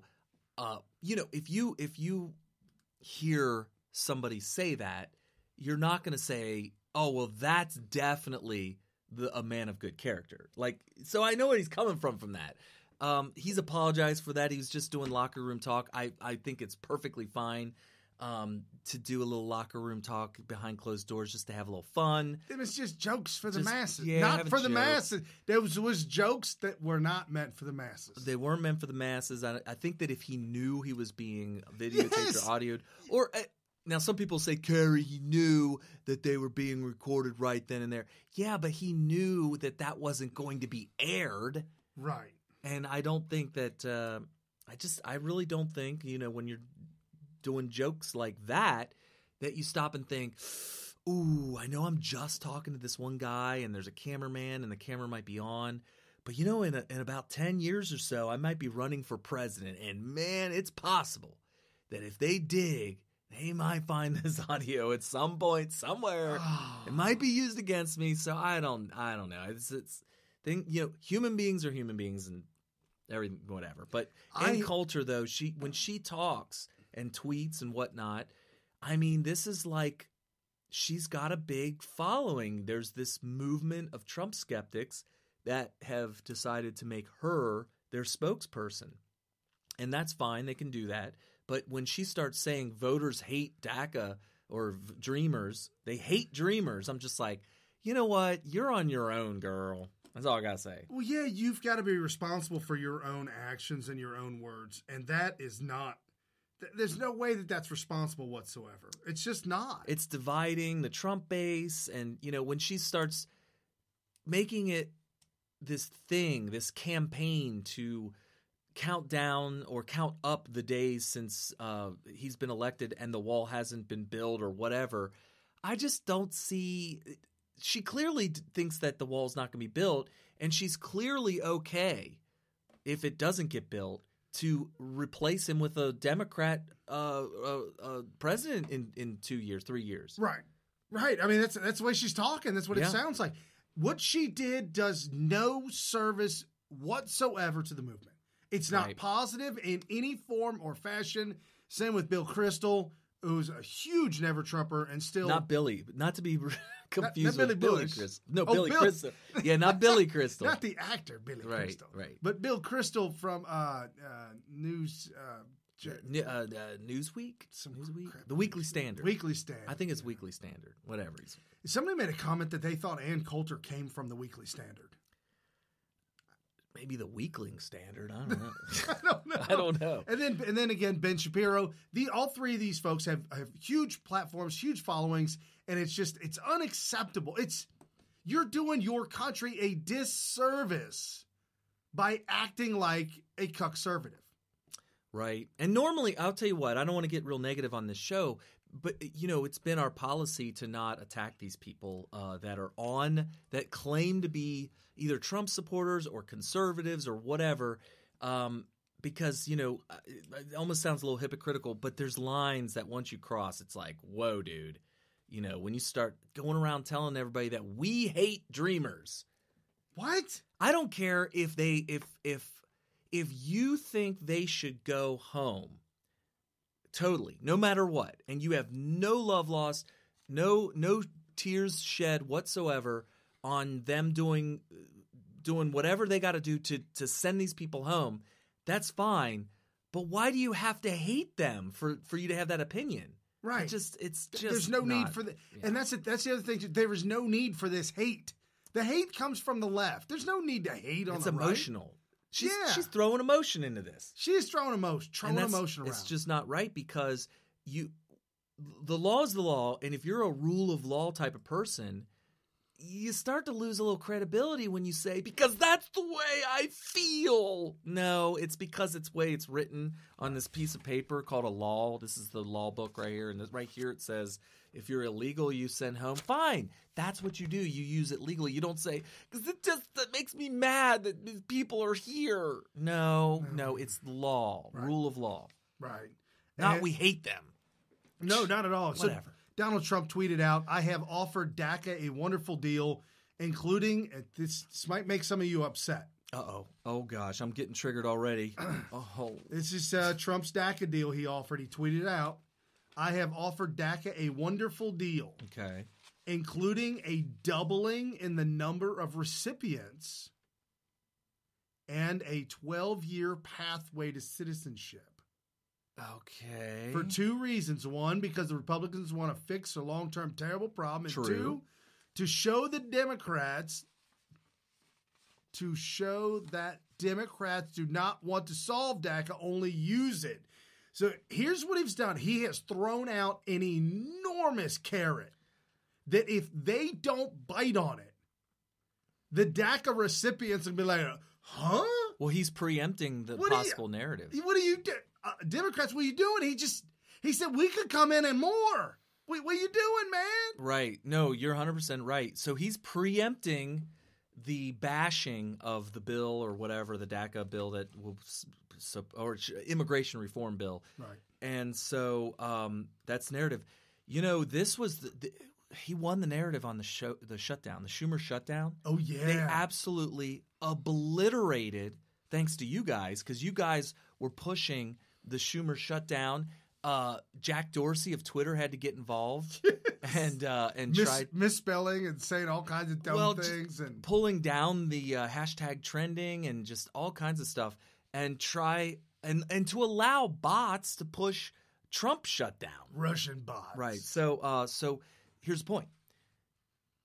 They won the narrative. So they seeded the different talking points and the spin in our direction. When you hear spin, I know it has like this negative connotation, like you're lying, but you can spin it however you need to. If it's true, you're still spinning it into it. You're spinning the truth into a story that we can all follow and understand.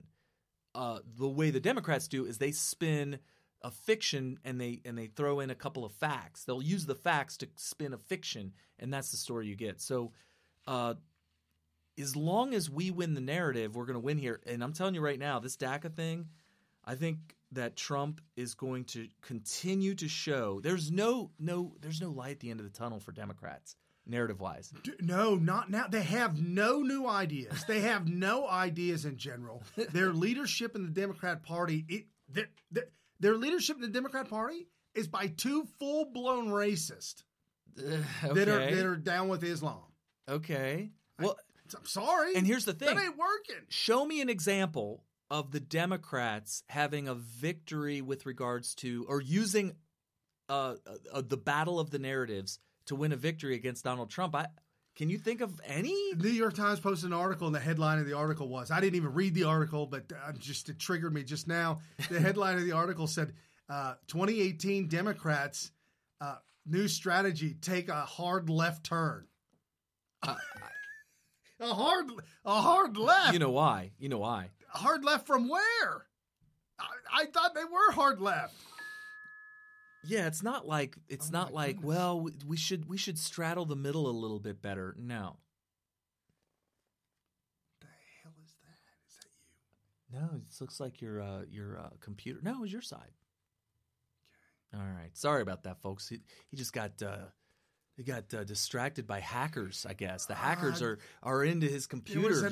There was an update. Now I got notifications coming. Notifications during the show. That's awesome. Oh, good. So real quick, if you don't follow thepundit.com, you absolutely should. The Pundit or the Gateway Pundit? No, the Pundit. The Pundit. Should I look that up? Yeah, it's did I see the Pundit? Maybe I don't follow them. You do. It's Thomas Paine. Oh, that's the Truth. The Truth Pundit. True Pundit. The True Pundit. Not the Pundit. True Pundit. True Pundit. Must have been a typo. Damn autocorrect. Killing me. All right, so True Pundit. True Pundit. There we go. Thomas Paine. Not the Thomas Paine that's a corpse right now. It's a different one. Different Thomas Paine. There's reference to Thomas Paine. TruePundit.com. Yeah. Phenomenal articles, great things, guys posting this is his paid job. This is what he does. Very, very on top of it. He blocked me at one point. Ooh. So I reached out to him and said, hey, I don't know why. Accident? But you have me blocked? And he got back to me and said, oh, I don't know why, but yeah, you're unblocked now. Okay. So I'm unblocked. Okay, cool. It was probably Jack Dorsey, like, make a block on a block. Dude, yeah. I'm shocked at some of the people that I don't follow. That I thought I followed. I know. There's times where I'm like, oh, look at this MAGA person. I like the bio. Oh, MAGA, pro-Trump. Okay, let me click on them and see if I'm not following them. Okay, I'll follow them. How many followers they got? 30,000? How do I not know this person? Or 150,000? How is somebody with that kind of following? I didn't even know that they existed. I found somebody today was following me with 50,000 followers. And you weren't following them? No. And Jack has got to be. I'm letting you know right now. I am so sorry, but I've been working very, very hard to follow everybody as much as possible. You can send me a tweet. I have my DMs activated only if I'm following you, which is for good reason. So obviously you can't DM me unless I'm following you. But if you tweet at me and say follow me, I have never ignored that. Yeah. Somebody says, Smith Radio, follow me. Or follow back, or what? Oh, I probably am not going to follow you if you're not already following me. Dude, don't ask to follow if you're not already. You got to make the initial follow. That's happened. I know. Yeah. Ridiculous. So TruePundit.com, this is what he wrote about the DACA deal and about Donald Trump. And this almost feels like was in retaliation to Dennis Michael Lynch, DML, the DML report. Oh, gosh. He was let go from his job. Really? Because he believed he was forced to talk about a narrative that he didn't want to talk about and push. Anyway, so he's on his own, gone rogue. And so this almost seems like the opposite of what Dennis Michael Lynch was pushing. And so this is what he writes. He writes, not only has Donald Trump, has he promised to protect the humanity and safeguard the interest of more than 800,000 innocent kids who were brought to the United States by their law-breaking parents, but he has also expanded this number to include up to 2 million in total who also fall within those categories. So understand, if you don't fall in that category, you still ain't getting it. It ain't 2 million more. Yeah, and so let me address that real quick. Yeah. So people are like, 800,000, you're saying that's only 4%? Well, I'll live with if it's only 4%.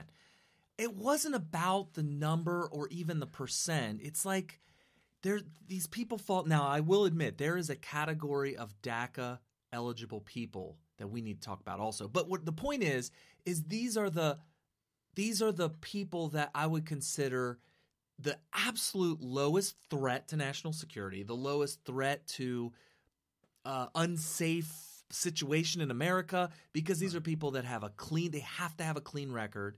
They have to maintain their clean record. They have to be educated or in school, which we'll talk about that in a second, or have served in the military. At the end of the day, if we can find leverage where we can get all the things that the Democrats would never cave on, like a border wall, like an end to chain migration, like an end to visa lottery. If we can get rid of those things, and I even add, I like to point this out. Why aren't we doing E-Verify? Somebody came back at Trump and tweeted back at him, made the comment that if you really want, this was Dennis Michael Lynch. Okay. If you really want this, then you need to E-Verify, you need to pressure. I'm with him. You did this, you did that. I'm totally with him. Well, hold on. I don't know if that's not in play. Right. I don't know. I don't know if that's not on the table, but I'm going to tell you right now. Don't start yelling about something I don't know about. True. But let me put this out. I don't think we would even need a wall. You know what the wall's for? The wall is not for illegal immigrants. The wall is for Democrats. Seriously, think about it. If you could put in a law that painfully punishes all employers with not only crippling fines, but possible real hard jail time for employers for failing to do the E-Verify and failing to not hire people who fail it for illegal immigration status. Right. You don't need a wall. So what's the wall for? The wall is so that when Democrats get back into power, which it's inevitable, I really hate to say it, we're not going to have Republican power forever. And even then, you might have somebody like Lindsey Graham who's like, we're going to let everybody in. Right. But the wall is so that when the Democrats take back over and get rid of E-Verify and say, just hire all the illegals that you want, and we're going to reinstitute chain migration. We're going to reinstitute. Chain migration would negate the wall anyway. Right. All this other stuff. We're just not going to enforce the border anymore. The wall will be that last physical barrier to make it a little bit harder for Democrats to completely sell out our country like they've done for the past 100 years. So literally the wall is for Democrats. It's not for illegal immigration. Think about it. Do the thought experiment in your head right now. Let's walk it through. Let's do it real quick. If you can't get employment in America without being a green card holder or a legal immigrant of some kind or a citizen, how do you stay here? You can't. You literally have to have a sponsor. Brian would have to tell somebody who can't get a job, all right, I'll let you stay here. That's the only way. Speaking of that, we know somebody in our family, who had became her boyfriend, and he had a visa temporarily to be here, to work and go to school or whatever, and a couple of his other friends had the same visa. Okay. He had to go back, and his friend stayed. And I asked him why. His friends got a job here, and the job sponsored him. I said, well, what about your boyfriend? He said, well, he wanted me to marry him, and he didn't want to get a job. Oh, that's well, good for her. Gotta send that back. Good for her for not doing that. Yes, send him back. Huge kudos. So get a job or something. But so the point is that how do you stay here? Like, I guess you could be homeless and beg for money on the street corner, but why would you want to stay here if that's your existence? So my point is if the employers across the country know that they not only face crippling fines, but possibly even actual physical jail time if they were to hire somebody under the table that ends up being an illegal immigrant, all of a sudden, all employment dries up. They'll self-deport. You don't even need to have a deportation. They've already talked about self-deportation right now. Oh, yeah, it's definitely happening because they know what's coming or whatnot. So the point is that the wall is only necessary to defend true American patriots, America-loving patriots, Constitution-loving patriots,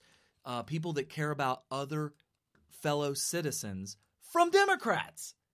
Right. That's what we're protecting. The wall is to protect fellow citizens from Democrats.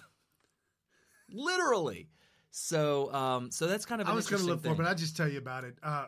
Democrat lawmakers went down to one of the news outlets went down on the border to view. They had a viewing of a handful of prototype walls. Oh, yeah. Mm-hmm. That they were going to build. Yeah. And as they were down there, they're like, hey, what's going on over there? And they're like, oh, that's somebody jumping the border. And they just had to let him go. Huh? Oh, my God. No, they didn't let him go. The Border Patrol was called and everything. Oh, they got him. It's funny that, not funny, it's ironic that the news outlet that went down there to bash the walls. Oh, they went down there to criticize it? Yeah, it was like a CNN, MSNBC. Fake news. Yeah, right. Criticize it. And all of a sudden, they catch on camera a crew of people trying to jump the wall, jump the border. They accidentally captured real news. Yes. Oh, that's so painful. It was very painful. But for them. Fox News interviewed one of the guys to build the wall, and he was like, yeah, just for like $2 trillion, we can... I don't know what it was, but it was just so much. It was just the money. Like 3 quadrillion or something like that. Yeah, and he's like, and that's for a 10-year limited lifetime warranty. And after 10 years, it crumbles? Yeah, there's nothing we can do about that. Wait, what? So it's going to be expensive. Or that's what they reported. No, they were interviewing the guy, and the guy threw out how much he was asking for, and it just... Oh, he was bidding. Like he should... Wait, but that was not the right place, the venue to bid. Like, hey... Not here. You're on news. Donnie boy. You're right. You're listening. That's exactly what he was doing. You're listening. I'll do it for a couple trill. Yes. Couple trill. And he started telling him with the warranty and all this stuff. I'll give it a 10-year guaranteed. Limited liability of guaranteed of sorts. Something. And so he also said that also includes a roadway along the border. I think it should be 2 walls with a what do they call that? No man's land in between with like machine gun towers, Here's what I said this on Twitter last week. I think now look at the map of North America. Most of the border is a giant river called the Rio Grande. Right.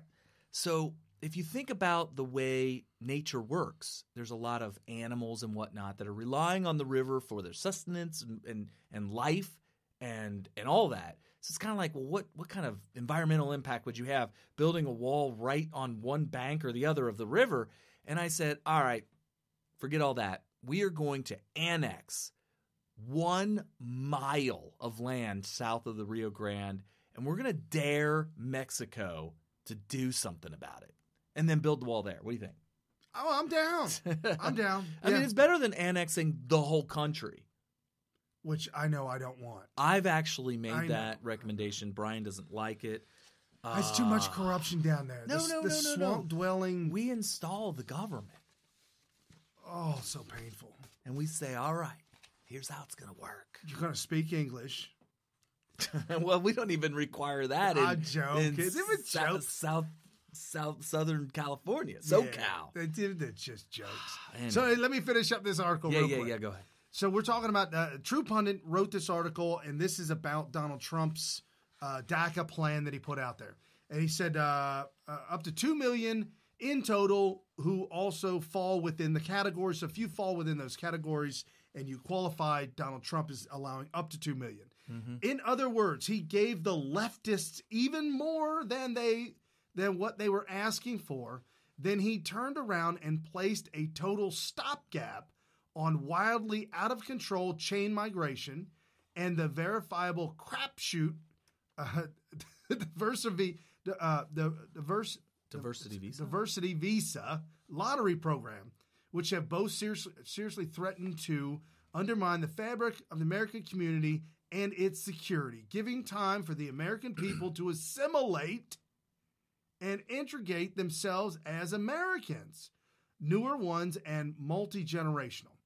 This breathing period is important, as it was in ancient Rome, so that Americans no longer exist as clumps of haters attacking each other at their throats, but rather settle in, settle down, and forge a new nation as our founding fathers previously envisioned.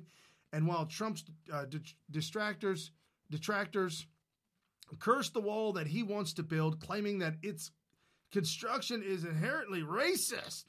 Keep calling us racist. How does that explain the fact that the main reason for the wall is to keep out $100 billion per month drug businesses? Heroin, cocaine, crystal meth, opioids, MDMA, ecstasy, and other narcotics. Trafficking trade being funneled in through America's southern border. Can one truly be racist against drugs? I think it's racist to call you a racist against drugs because that's saying that non-white people or some group or that you're racially predisposed to be a drug dealer? Right. That sounds racist to me. Once again, facts speak loudly for themselves. If anyone can get immigration reform done once and for all, it's the talented and tough New York City businessman from Queens, New York. That's my Donald Trump. So True Pundit had was enthusiastic about what Trump... That's good. I'm really glad because, you know what's funny? I put out there, I was one of the first people out there with a scope giving you my opinions on the DACA and pretty much defended Trump, defended the idea of, and by the way, over 2 years ago, we were talking about how there's going to be some a little bit of amnesty if this problem is ever going to be solved. Just like they couldn't gut the entire Obamacare. You couldn't physically do it. We didn't know that at the time. We had to be explained by people that are high up in the healthcare industry. Right. It's physically not possible to gut not only could you not gut the whole thing, but you could not get the votes to gut the whole thing. Right. But even if you did, though, you'd have a major collapse. Same way with this situation we got here. Yeah. I just don't really see the need for the Trail of Tears. So that's why I predicted 2 years ago that there's going to have what did I say in that episode? It was back when Cruz, the primary was still going on. It was like 2015 or early 2016. I said, if you're saying you're completely against all forms of amnesty, I don't think you're being honest. Right. You're just not being honest. So anyway. Do you think Trump can flip this narrative with allowing them in, giving some sort of amnesty, and then the economy just taking off rip-roaring so these people see that they can make money through. I'm being very optimistic because I'm seeing a lot of people screaming and yelling, "Oh, 2030! Oh, you're talking about his 2030, critics. we're losing. We're going to lose the critics. entire country in I think that 2030." they're gonna all forget about voting. it. They're all voting Democrat 2030. Here's why. It's not because they're going to forget about it because of the economy, but I think they're going to realize that this is the solution that we need. And here's why. Because people are like, this happened to Reagan. He did this big amnesty thing. He was promised a wall or whatever it was, fence or whatever he was promised. I don't know. I was a little kid back when this happened. So he got duped. And here's the thing. Donald Trump absolutely knows all of the finer details, probably way more than I or you even know about what happened to Ronald Reagan. Oh, yeah. And he's going to make sure that the precise things that happened that caused a total screw up back in the 80s, I think it might have been 86 or something like that, that tricked him into giving amnesty and ended up getting nothing in return. That's the very thing that's going to come out of Trump's mouth. He's going to say, now, wait a minute. You guys want me to sign over this thing where I'm going to give 1.8 million DACA eligible people amnesty. What do I have? What is in this document that's going to prevent happening to me what happened to Ronald Reagan? That's the first thing that's going to come out of his mouth. Absolutely. So what he's going to do is he's going to make sure. Here's the things. If he can come up with a way and ensure that the chain migration really does end, and that the diversity lottery visa thing ends, and that all the other things that failed under Reagan is written in there to make it impossible to happen. And here's another thing. The thing about the wall is that they said, "Oh yeah, we'll build your wall," and then it just never happened. Well, they took the money away. Yeah, so he's going to put into place the things that's going to ensure the wall. I mean, why do we know this? Because he knows what happened to Reagan. Well, look what he did with Chuck U. Schumer. Schumer's like, yeah, I offered Trump the wall deal, but he walked away. And Trump's like, you might have offered the wall deal, but you didn't offer to pay for it. Oh, there you go. Offer to pay for it. And show me where show me the money. Show me the money. We need to have the button. Show me the money. Dude, we're going to get banned off YouTube for that. Oh, that's right. Yeah, when we go onto YouTube, anytime we have, what is it, more than a half of a millisecond of copywritten or copyrighted. Is that the proper English? Copyrighted. Yeah. I always like to say copywritten because it sounds like it's supposed to be that way, but it's not. It's copyrighted. Anyway. So we don't want to get banned off of YouTube. Okay. New story out about Seth Rich. Oh my gosh, we got Seth Rich news? Well, we got Hillary Clinton news too. Hillary Clinton's back in the news. They're talking about indictments of people that are around her in her, people that worked for her, people that were part of her crime syndicate. Yeah, and they should. Yeah, they definitely should. And I started off this whole show, folks, by telling you Obama's not going to prison, and neither is Hillary Clinton. So just let that go. Yeah. By the way, folks, if you're just joining us, I missed the first hour, so I need a little bit of a recap. And if this is your first time on the show, this is Smith Radio, Military Veteran Talk Radio. My name is Brian Smith, and this is my cousin Kerry Smith. Back in the 90s, late 90s, I was in the Air Force. He was in the Marine Corps. And we've been doing this for about 15 years, 10 to 15 years, where we call and talk to each other on the phone for hours and hours on end. And after the entire meltdown and debacle of Mitt Romney and the conservatives trying to take back something, just went brutally wrong. So this became our outlet. This became our therapy, if you will. And this is about our fourth year of Smith Radio. I think we started in early 2014, like spring or 14 early or spring. 13? One or the other. I thought it was 14, but it might be 13. Whichever one it was. We've been doing this for quite a while. Back before we had any clue that there was a Trump movement coming. We were more like, what happened to the Tea Party movement at the time? That's what we were, and so that's what we've been doing. But anyway. So jump over to smithradio.com, smythradio.com. There's a lot of great information over there. There's a Patreon button. If you like the show, you like what you hear, you want to help Trump make America great again, help us to do that. Press the Patreon button and be a part of Smith Radio. Yeah, and when we mean a part of Smith Radio, when you do the Patreon thing, I got to let everybody know. We have the coolest thing in the world. It's a text group. Nobody's doing this.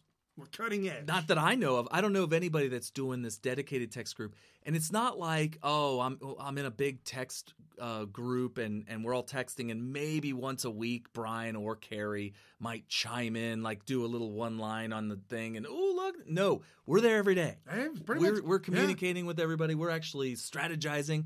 One of our patrons, Vessi, is actually decided that she's going to lend her expertise and talent, and she does our banners now that you see. So that's awesome. And right now on the screen, as you see, she photoshopped this thing. Now, somebody asked, this open sign, does that mean that the borders are open? And I was like, no. This is a reference to his Davos speech where he said to all the foreign dignitaries that we are open for business. He was referring to trying to get foreign businesses from around the world to come and operate in America, which is obviously massive jobs for Americans, right? And so that's where the idea came from, where she takes the entire map of the United States and puts the open sign on it.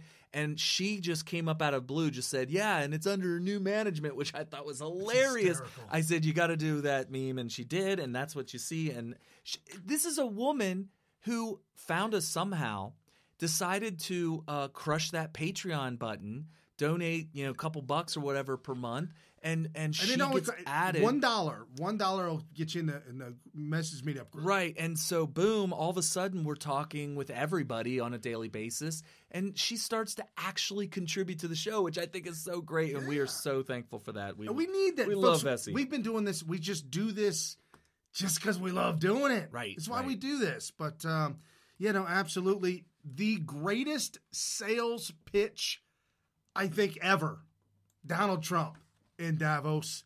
Oh yeah, sales pitch to the world. Yeah, you want some of this? You bring your money over here. Show me the money. Good times.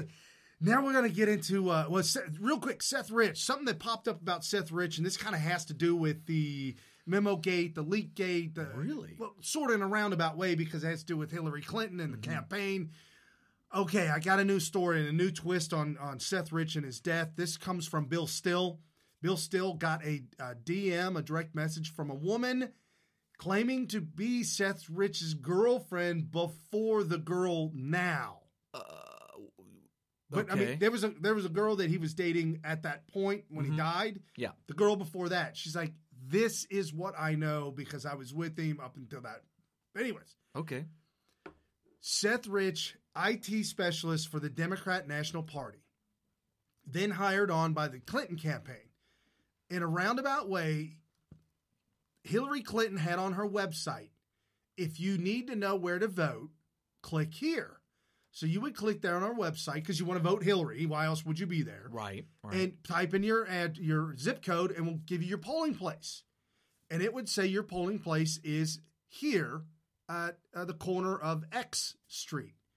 And you're like, oh, okay, cool. Right. Well, as an IT guy, he was double checking and making sure everything matched out. You go to the Democrat National Party website and type in your zip code where I'm supposed to vote. And it says you're to vote Y at this corner. The Hillary Clinton website would direct you to a Hillary Clinton run campaign center, or Hillary Clinton voting center run by Clintonites in the Democrat Party. Okay. And they would take all the votes, and most likely be all Hillary votes. They would take all those votes and go over to the DNC voting place, put them all together, and take out the Sanders. They would take out Sanders? Yeah. Who would take out Sanders? Was it an algorithm or a person? No, a person. Democrat Party. And they would add them up. This is all online, so you're talking about database with votes, right? Or well, whether it was online or was physically at the polling station. Because I forgot. Oh, sorry. I'm sorry. They're taking the Hillary Clinton. You went to Clinton to vote for Clinton, right? And they, at the end of the day, they took all those votes, which almost had to be all Clinton, because it was Clinton's website sending people there. Right. It wasn't Sanders' website. No. So they would take all the votes over to the other polling station that was the Democrat Party polling station. And they would mix and meld them together. Oh, that's dirty. Get rid. So Seth Rich found this out and went to the DNC, went to Donna Brazier. Mm-hmm. And some people say that they had witnessed that him and Donna Brazier had a heated argument. Because Donna was she was a big part of the scandal, the DNC scandal of fixing it. Right. She called it rigged. She was the fixer. Yeah, okay. And so Seth Rich approached her and was just furious because he was a huge Bernie supporter. And he just wanted it fair. Interest. But I get it. Yeah. But I mean, I don't know. There's going to be conflicts of interest. I mean, we had conflicts of interest in the Republican Party. The entire Republican Party wanted Ted Cruz. And the entire voting portion of early the party on, they all wanted Jeb. Oh, yeah. Are you kidding me? It was the Jeb. They funneled hundreds of millions or tens of millions of dollars to his campaign early on.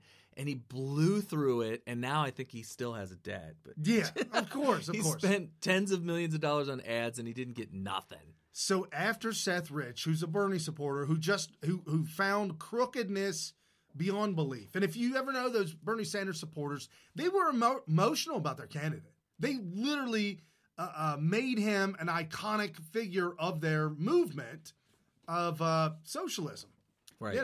Communism, socialism, and polls show millennials, 50% of them are cool with living in a communist they have no country. Idea. They have no idea. No. Clueless. So after he leaves Donna Brazier's office, he winds up dead. Bullet to the head, broad daylight, wallet, cell phone, watch, everything on him, nothing stolen. And they called it, here's the thing that's scandalous. They don't even know where the cell phone is anymore. So here's the scandalous part. And this is the first red flag. When he was murdered, instantly the police came out and said, "Oh yeah, botched robbery." Instantly. And so really, what was stolen? What was it? They obviously wanted was botched. Something. Carrie, it was botched. Oh, because it was a successful robbery. No, it was botched because the robbers forgot to take stuff. There's people that I talked to who I actually have a lot of respect for who said, "Well, Carrie, do the walkthrough, and you stop and think it could be a young kid, and he didn't plan on shooting him. He just wanted to scare him to get him to give up his wallet. And when things went sour, and he did pull the trigger, which he didn't want to do, he just freaked out and just fled, and was too scared and freaked out to I don't know. It just seems a little silly to go that far and then flee the scene without taking anything." WhatReallyHappened.com. Oh, okay. That is your news source for all those who have been murdered along the Clinton crime syndicate. Okay. Recent ones, going back to 2016, John Ash, former United Nations General Assembly president. I remember him. Yeah. Died June 22nd, 2016. Initial reports having him die. We talked about this on the show. Initial reports from the not the local police, but the higher up police said that he had a heart attack. Mm-hmm. But apparently his throat had been crushed, and local police on the scene said that it was a workout accident. I'm going to play devil's advocate and throw one out at you and tell me if this is possible. Isn't it possible that he's doing bench presses and his spotter is either absent, not there at all, didn't have a spotter, or was a total weakling because they're snowflakes, it happens, soy boy, whatever. And he's doing these bench presses, and right in the middle of it, he has a heart attack. Oh, that's possible. And just drops the bar, crushes his neck, whatever. Isn't that possible? Well, yeah, but when you do an autopsy and you realize that he died from suffocation. Interesting. You can definitely backtrack and pinpoint all that stuff. Yeah. However, the thing that's so weird about that is in the plot line from the episode An Exercise in Fatality from the TV series Columbo, which I watched. I watched that show when I was a kid. That's exactly what happened. The guy was working out and somebody forced the bar down. Oh, so they're getting their narrative ideas from shows. From the 80s sitcoms. And Ash was about to begin trial for a bribery charge involving Chinese businessman Ne Lap Sing. If you know him, he's huge with funneling money and cleaning money for the Clinton Foundation. Lap Singh, who has been implicated but not charged in the 1996 Chinagate scandal for funneling illegal donations to Bill Clinton's reelection fund through Arkansas restaurant owner Charlie Tree. Of course. Ash was supposed to testify about Hillary's link to Ni Langping Singh. Later that same day, he died. Wow. You've got to be on high alert if you have to testify against a Clinton. And then one other one, most recent. These are most recent, July 14, 2017. So this was last year. And we did, I remember this like it was yesterday we reported on this. Klaus Erberwin, Haitian government official who was clearly outspoken and just enraged by what the Clintons had done to his country. Just says before Eberwin was due to appear before the Haitian Senate Ethics Anti-Corruption Commission, where he was widely expected to testify that the Clinton Foundation misappropriated Haitian earthquake donations from international donors. Which we know is true. Yep. He was found dead in a Miami hotel of a gunshot wound to the head. Ruled suicide. Eberwin, who had acknowledged his life was in danger, was a fierce critic of the Clinton Foundation activities in the Caribbean island, where he served as Director General of the government's Economic Development Agency, Fonds d'Assistance, something or other, at Social for 3 years. I mean, come on, man. Old boy's supposed to testify. And people, I had read into this when we reported this originally, other people that knew him well said he did not have a suicide bone in his body. He feared for his life, but he had too much to live for. Way too much. Just like us here on Smith Radio, folks.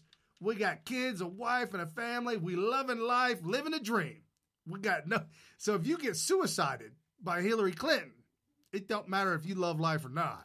Well, remember when we had, I think it was the very first interview, maybe the second interview with Gary Byrne, who was the Secret Service agent during the Clinton years. Vince Foster, who was said to have committed suicide. In his book, Crisis of Character, he writes about how he knew personally an FBI agent who was in that case, that Vince Foster suicide case. And he said when they were doing forensic analysis on the suicide weapon, they couldn't get it to operate. They had to repair the weapon in order to test it for forensics. So it was an inoperable suicide weapon. Now, that doesn't mean that it might have broke when it fired? Right. He said that that's possible. He did say that. And he also did not say that any FBI agents came forward and said when they did the forensics, they found that the gun was not the one that was used to shoot the bullet that was in him. So it's just very strange. It's very, very strange that they would have to fit. And he did kind of downplay the conspiracy part of it. He's like, it could have broke, could be very cheaply made gun or whatnot. So he downplayed it. But interesting to note. It's China weapons straight out of Taiwan. It's like made out of plastic or something. I don't know. Whatever. All right, so let's get into what we're really talking about. What are we talking about here? We're talking about the corruption and the collusion of the Hillary Clinton campaign with Russia, which we are not shocked about. Nobody here that's been listening to Smith Radio for any length of time is shocked that Hillary Clinton colluded with Russia and Obama tapped wires. Nobody's shocked by that. Right.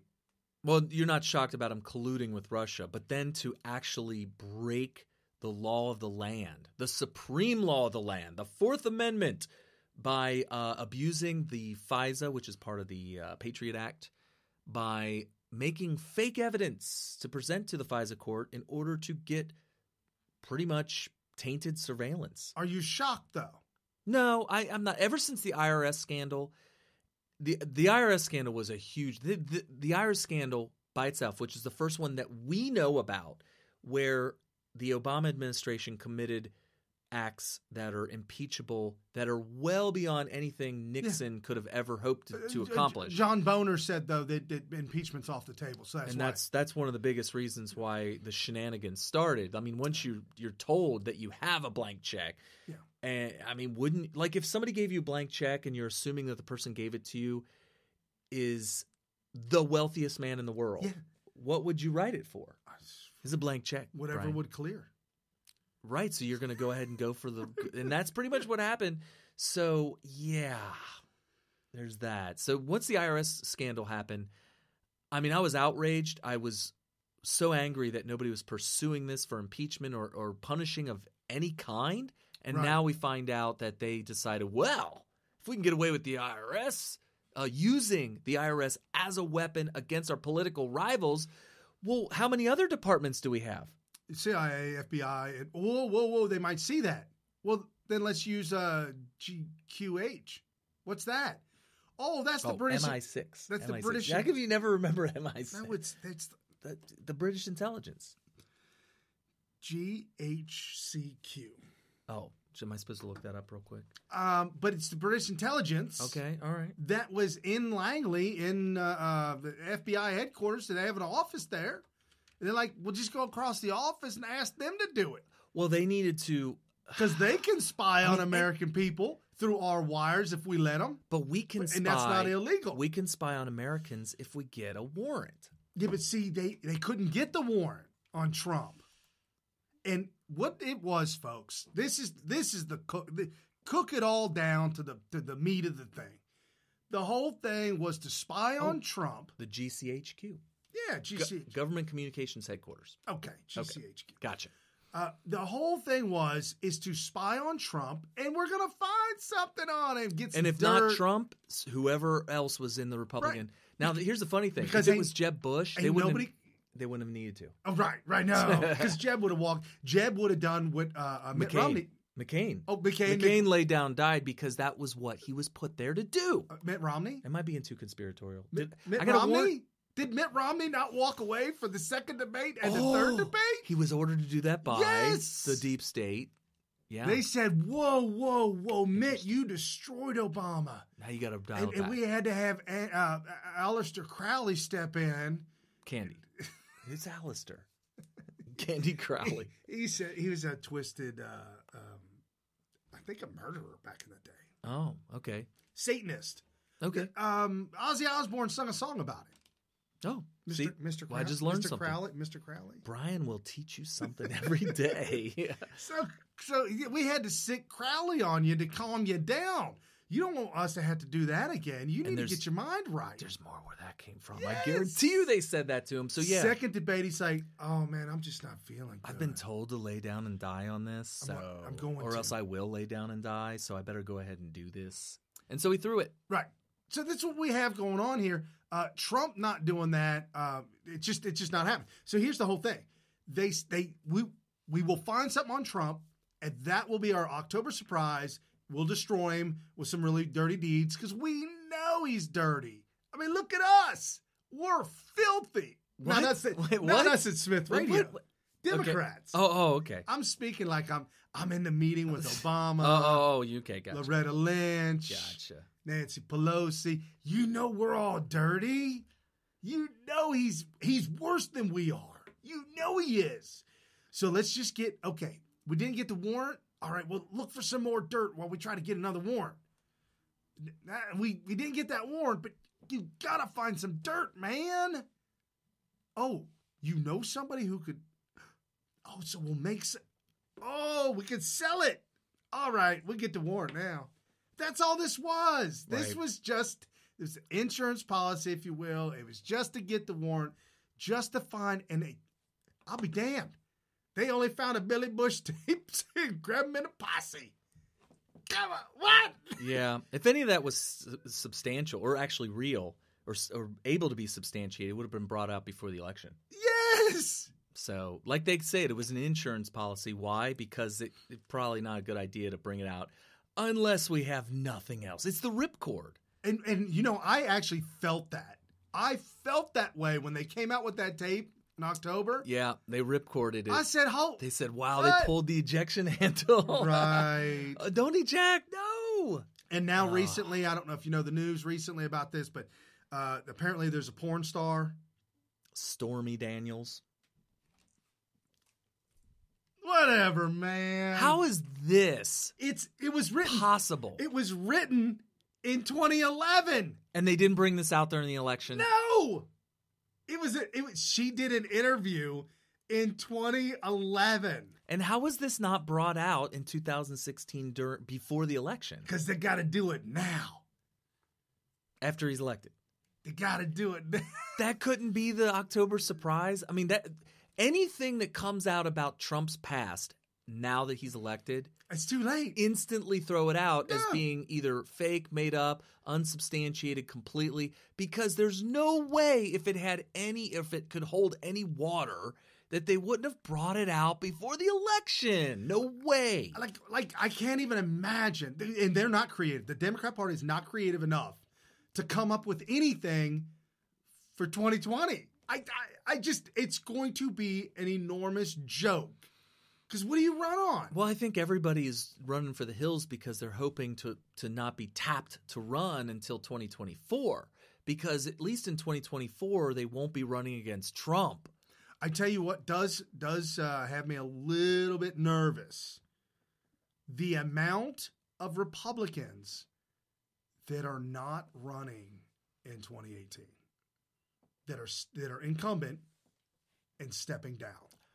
Well, I'm starting to think. I mean, would you be upset? Now, I understand he has a brain tumor situation going on, but would you be upset if one of the people that says, "I think I'm going to step down now," is John McCain? Hey, McCain, Jeff Flake. The point is, that's cool.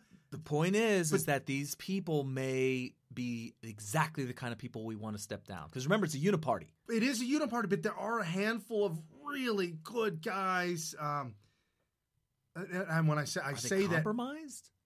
I think Jason Chaffetz might be. Chaffetz? He's stepping down. All right. I mean, did you like him? I don't know. I feel like I did at first, but I'm kind of feel like it's a mixed bag with him. It is. They all are, because it's like, okay, Trey Gowdy, why don't you read the memo on the floor, man? Well, they can. Even Jack Posobiec said he wouldn't. If he was a senator, he would not read it on the floor. Really? He said he wouldn't. Nancy Pelosi did. Well, that's because there's the difference in character right there. All right. I mean, he's a naval intelligence officer. He knows that. Right. Yeah. Okay. So on Wednesday, Trump sent Jeff Sessions a memo via General Kelly. So Trump told Kelly, hey, tell Jeff Sessions, release the memo. Okay. DOJ says this would be reckless. Okay, so the Department of Justice found out and said this would be reckless to release the memo before we can review it because it's based on our criminal malfeasance during the 2016 election. So you can't release. We got to look at our own criminal malfeasance before you can release that. Well, they can look at it. It would be so uncool for us to have to see the memo through the news media. Well, if they're an elected congressman, I would say, all right, you can look at it. Go look at it. You can look at it, so you could see what's going to happen to you. The Department of Justice. I mean, I don't know. I don't know who can see it. I mean, it's there to be seen if you got clearance. You know that for your eyes only, or was it for those who are about to rock? For those about to rock, we have a memo for you. Oh, man. Oh, boy. So Nunez, according to sources, will bring a vote this week. Memo shows extensive abuse of power and highly illegal collusion between the Obama administration, the FBI, DOJ, the Clinton campaign, all against Donald Trump and his team. That's what's shocking, is that we actually have irrefutable proof, because we never have had proof before. Or something got erased or something disappeared. Like the thing with, which one? Oh, Catherine Herridge on Catherine Herridge on Fox News. Yeah. She was interviewed on Tucker Carlson. She did a phenomenal job. And I really like her because she's not emotional. She's a no-nonsense kind of person. She's a Trump bot. A Russian bot for Trump. Right. Yeah. And seems to be, she's got her head on straight. She's a good woman. And this is what she had to say about the Strzok text exposed FBI bias. The text messages are a window into the FBI's highly charged internal politics under then-Director James Comey and suggest at least one senior investigator was skeptical the Russia probe would uncover wrongdoing. 2 days after Special Counsel Robert Mueller took over the probe in May, now demoted FBI agent Peter Strzok and now reassigned FBI lawyer Lisa Page discussed the merits of joining Mueller's team. Strzok tells Page, "You and I both know the odds are nothing. If I thought it was likely, I'd be there, no question. I hesitate in part because of my gut sense and concern there's no big there. In another more cryptic text, Strzok writes, He's talking about the Russian collusion campaign and saying there's no there. That's kind of telling. It's kind of interesting. Personally have a sense of unfinished business. Unleashed it with MYE, that stands for mid-year exam, the FBI's code name for the Clinton email case. And now I need to fix it and finish it. Another. Did you get that? Try to break that down for me. Real quick, this is so important what she's talking about right here. Nothing. If I thought it was likely, I'd be there, no question. I hesitate in part because of my gut sense and concern there's no big there. In another more cryptic text, Strzok writes, I personally have a sense of unfinished business.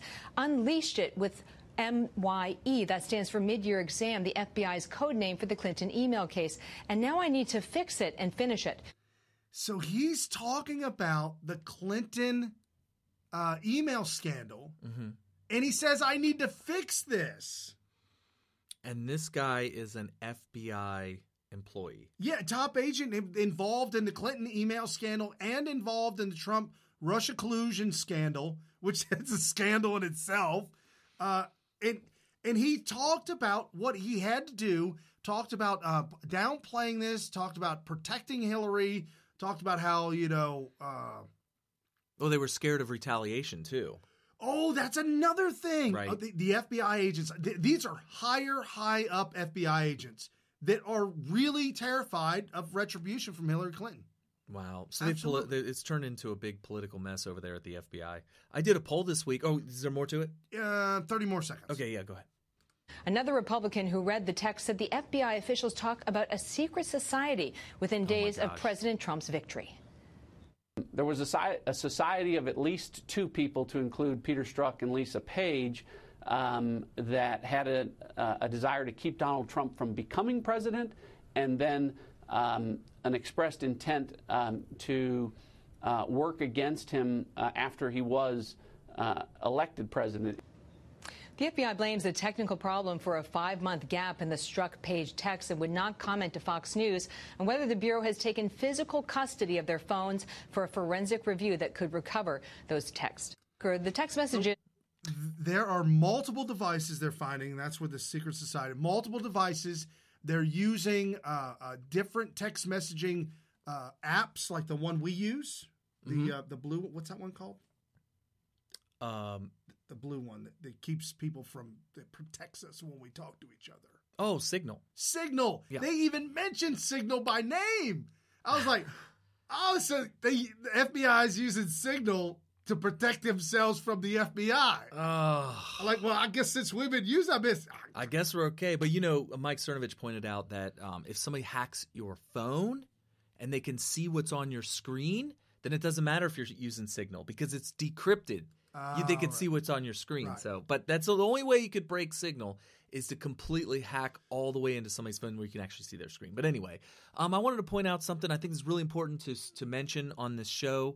Very, very important. I'm glad you guys are with us and staying with us this long. We got a big crowd right now live, so that's awesome. And I just want everybody to be on the same page with our definitions. Now, they talk about secret societies. We've been talking for years, well, maybe not years, but as long as this resistance, and then you got these departments that are leaking and doing all this weird stuff since Trump's been president. We've been using the phrase deep state and using the phrase shadow government. Right. And I notice when I point this stuff out that a lot of people are very confused. They obviously don't share a definition with these words as me. So I think we should all get on the same page. So the deep state, when I say deep state, you are a member of the deep state if you are a permanent employee. So you're in the government, But we have a democratic republic, I guess, a constitutional republic, where these officials in government are elected by we the people. So that's the democracy part of our republic, where we get to elect our officials. All of the support people that are appointed or hired in some capacity that also work for the government. We have a family member that works for the government, and he's just a permanent employee. He put his application in. He had to do an interview, and they hired him. It struck an employee.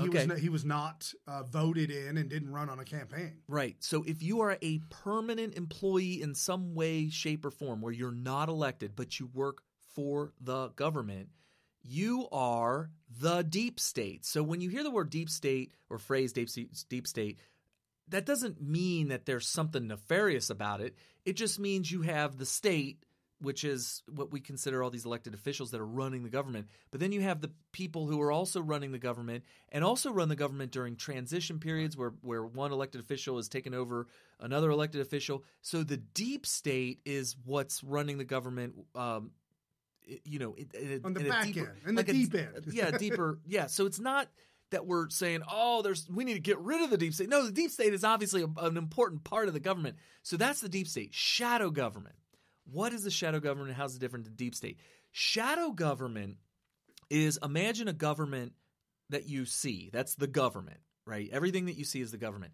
A shadow government would be another government that maybe include people who are in the real government, but operate in parallel to the real government, and they may be there as either a way to usurp the current government, right? The current or the real government, if you will, or they might also be in wait for a coup d'état, which you saw if you've seen the movie Valkyrie, which somebody blasted me like, "Oh, you're using a movie, a Hollywood movie, as an example." No, there's a thing called Operation Valkyrie. Look it up, you people. It's real. It really happened. They made a Tom Cruise movie about it called Valkyrie, but it's based on Operation Valkyrie, which happened in Nazi Germany, where they tried to stage a coup d'etat of Hitler. And in order to do it right, they were going to obviously assassinate him, but then they also had to set up a shadow government that basically just waited. They were there waiting, and they had this whole thing assembled.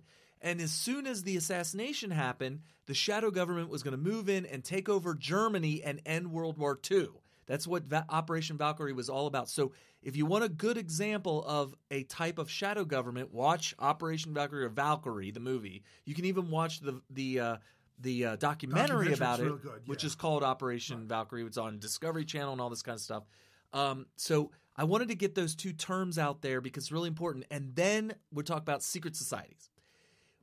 When you hear people talk about secret society, which is the big hashtag this past week, secret society is the shadow government. Yes. That's what we've been telling you guys. It's not the Bilderbergers. It's not the Trilateral Commission. Now there may be the Masons. That's not what we're talking about. Yeah, I'm not talking about the Masonic Lodge. And that's not what your last video clip was talking about. Catherine Heritage? No, she's not talking about that. She was talking about shadow government. Right. They were just calling the shadow government the secret society. So, yes, it turns out it's real. 100%.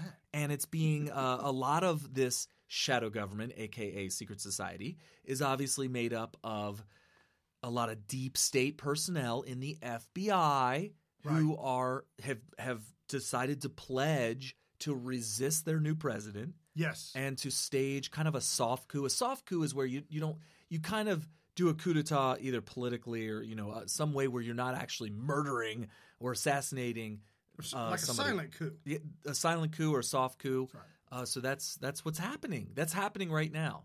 So I just wanted to – sorry if I totally threw us off guard. I really need to point that out because so many people – I use these phrases and you use these phrases, and I realize that a lot of people, especially if you're a new viewer or you've just recently cut the cable and you're starting to listen to new news and you hear deep state, you're like, oh, these guys are a bunch of black helicopter tinfoil hat wearing people talking about deep state. No, these are real things, people. Right, and Obama has set up his headquarters down the street from the White House as part of the shadow government. He's the shadow POTUS?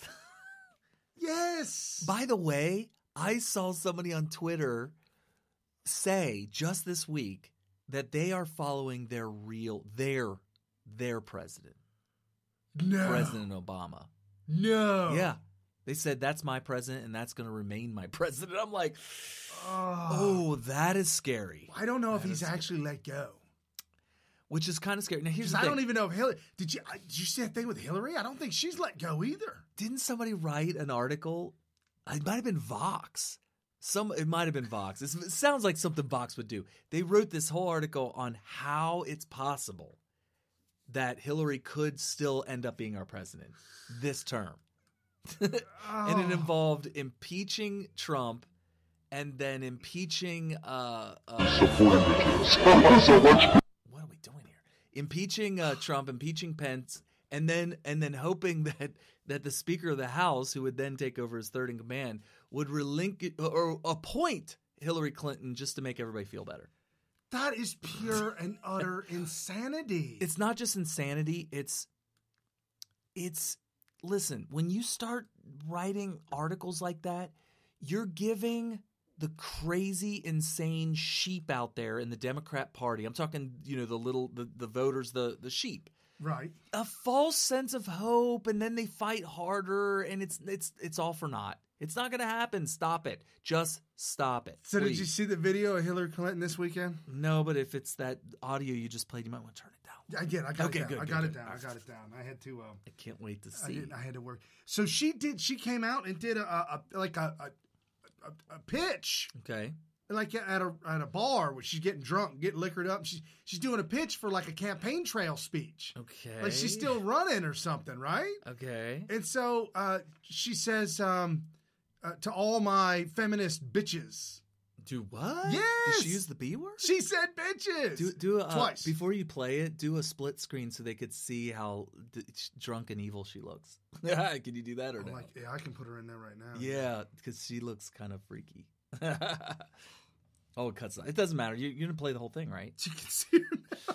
Yes. Oh man, look at her eyes. She's like, "Give me another one. Give me one more." Okay, get the picture over here. To say thanks. Thanks for your feminism, what? your activism, and all I can hope is you keep up the really important good work. And let me just say, this is directed to the activist bitches supporting bitches. So much. Bitches supporting bitches? This is for the activist bitches supporting bitches. Okay, well, it sounds like if you are I'm assuming when she uses the word bitches, she's referring to women because she's a woman and, an actual bitch is a female dog. Right. But you would use it like, Well, did you see the Photoshop the guy did? That's phenomenal. He put the horns on her head. Yeah, that was not like that. I don't have the original. Oh, you mean those aren't really her horns? I'm not sure. He might have used a filter so that we can actually see them.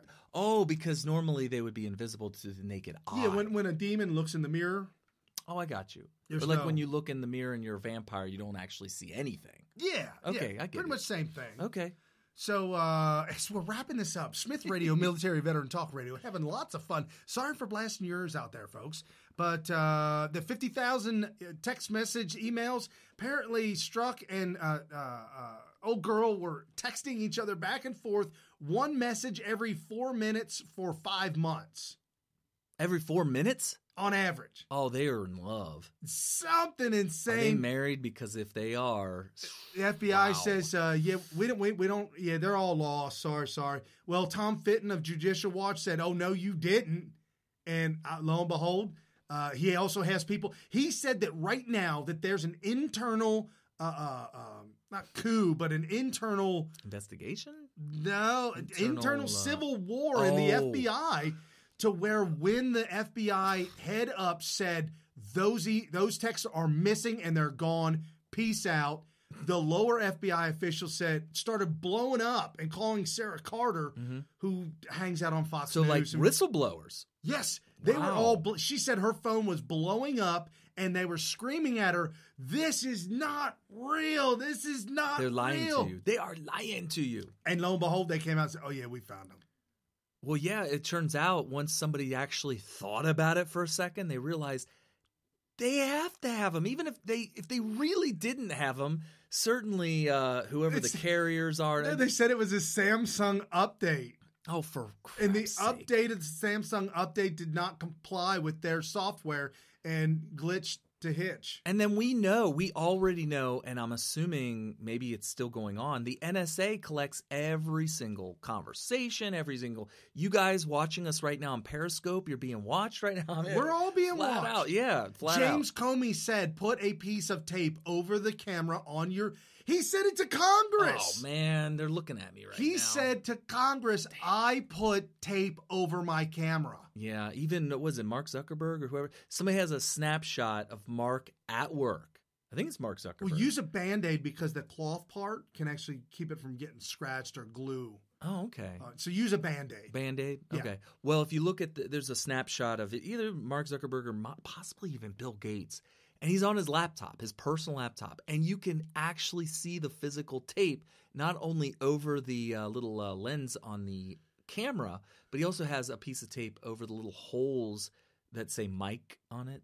Because you could record the mic too. Of course. So, wow. Yeah. Don't want to record his conversation. No, so big time news over the past 24 hours. Sean Hannity lost his Twitter account. Oh, yeah. I saw somebody tweet about that, so I immediately checked, and I was able to access it, so I don't know. It was up, but he was, well, first off, it was completely removed. Then secondly, he was locked out and couldn't get in it, and he was losing his beep. And apparently, for 22 hours. What?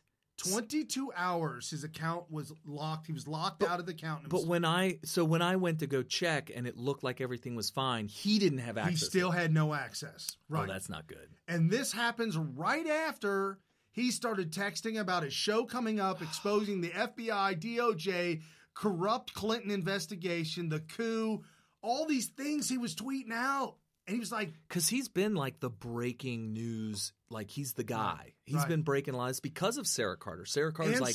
Sarah Carter said the same thing happened to her account. Oh, gosh. Not the same time, but it's happened to her account too. She got locked out. What are they hoping to do here? And by the way, is Jack Dorsey involved?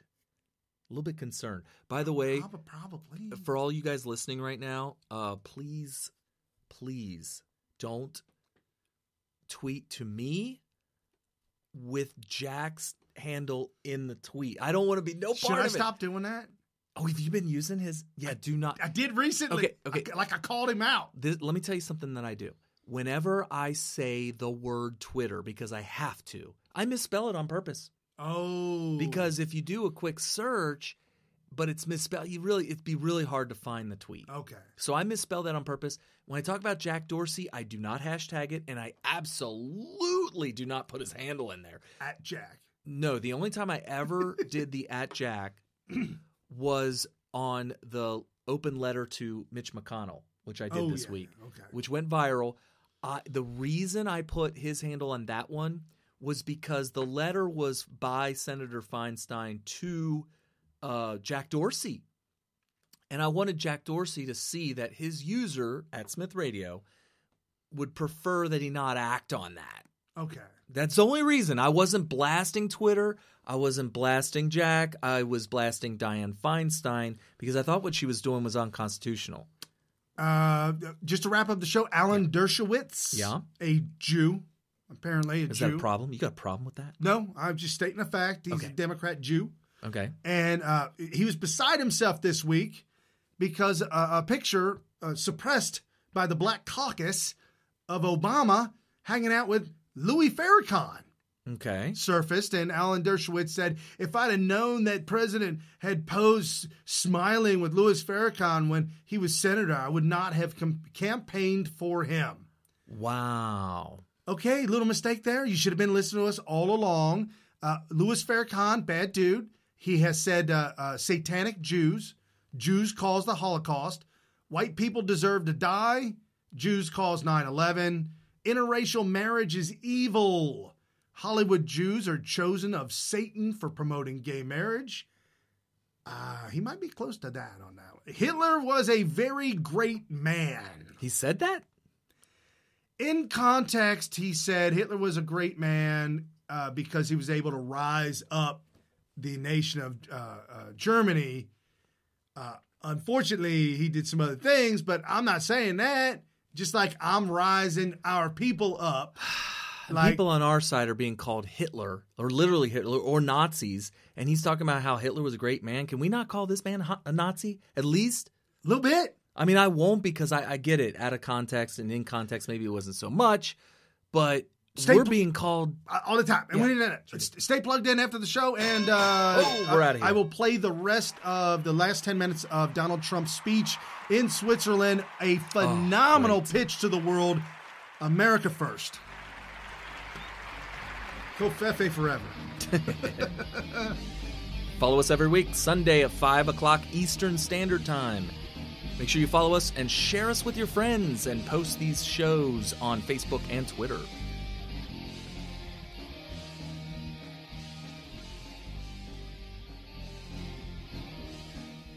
With unfathomable power. What kind of power? Unfathomable. We are It's without fathom. creating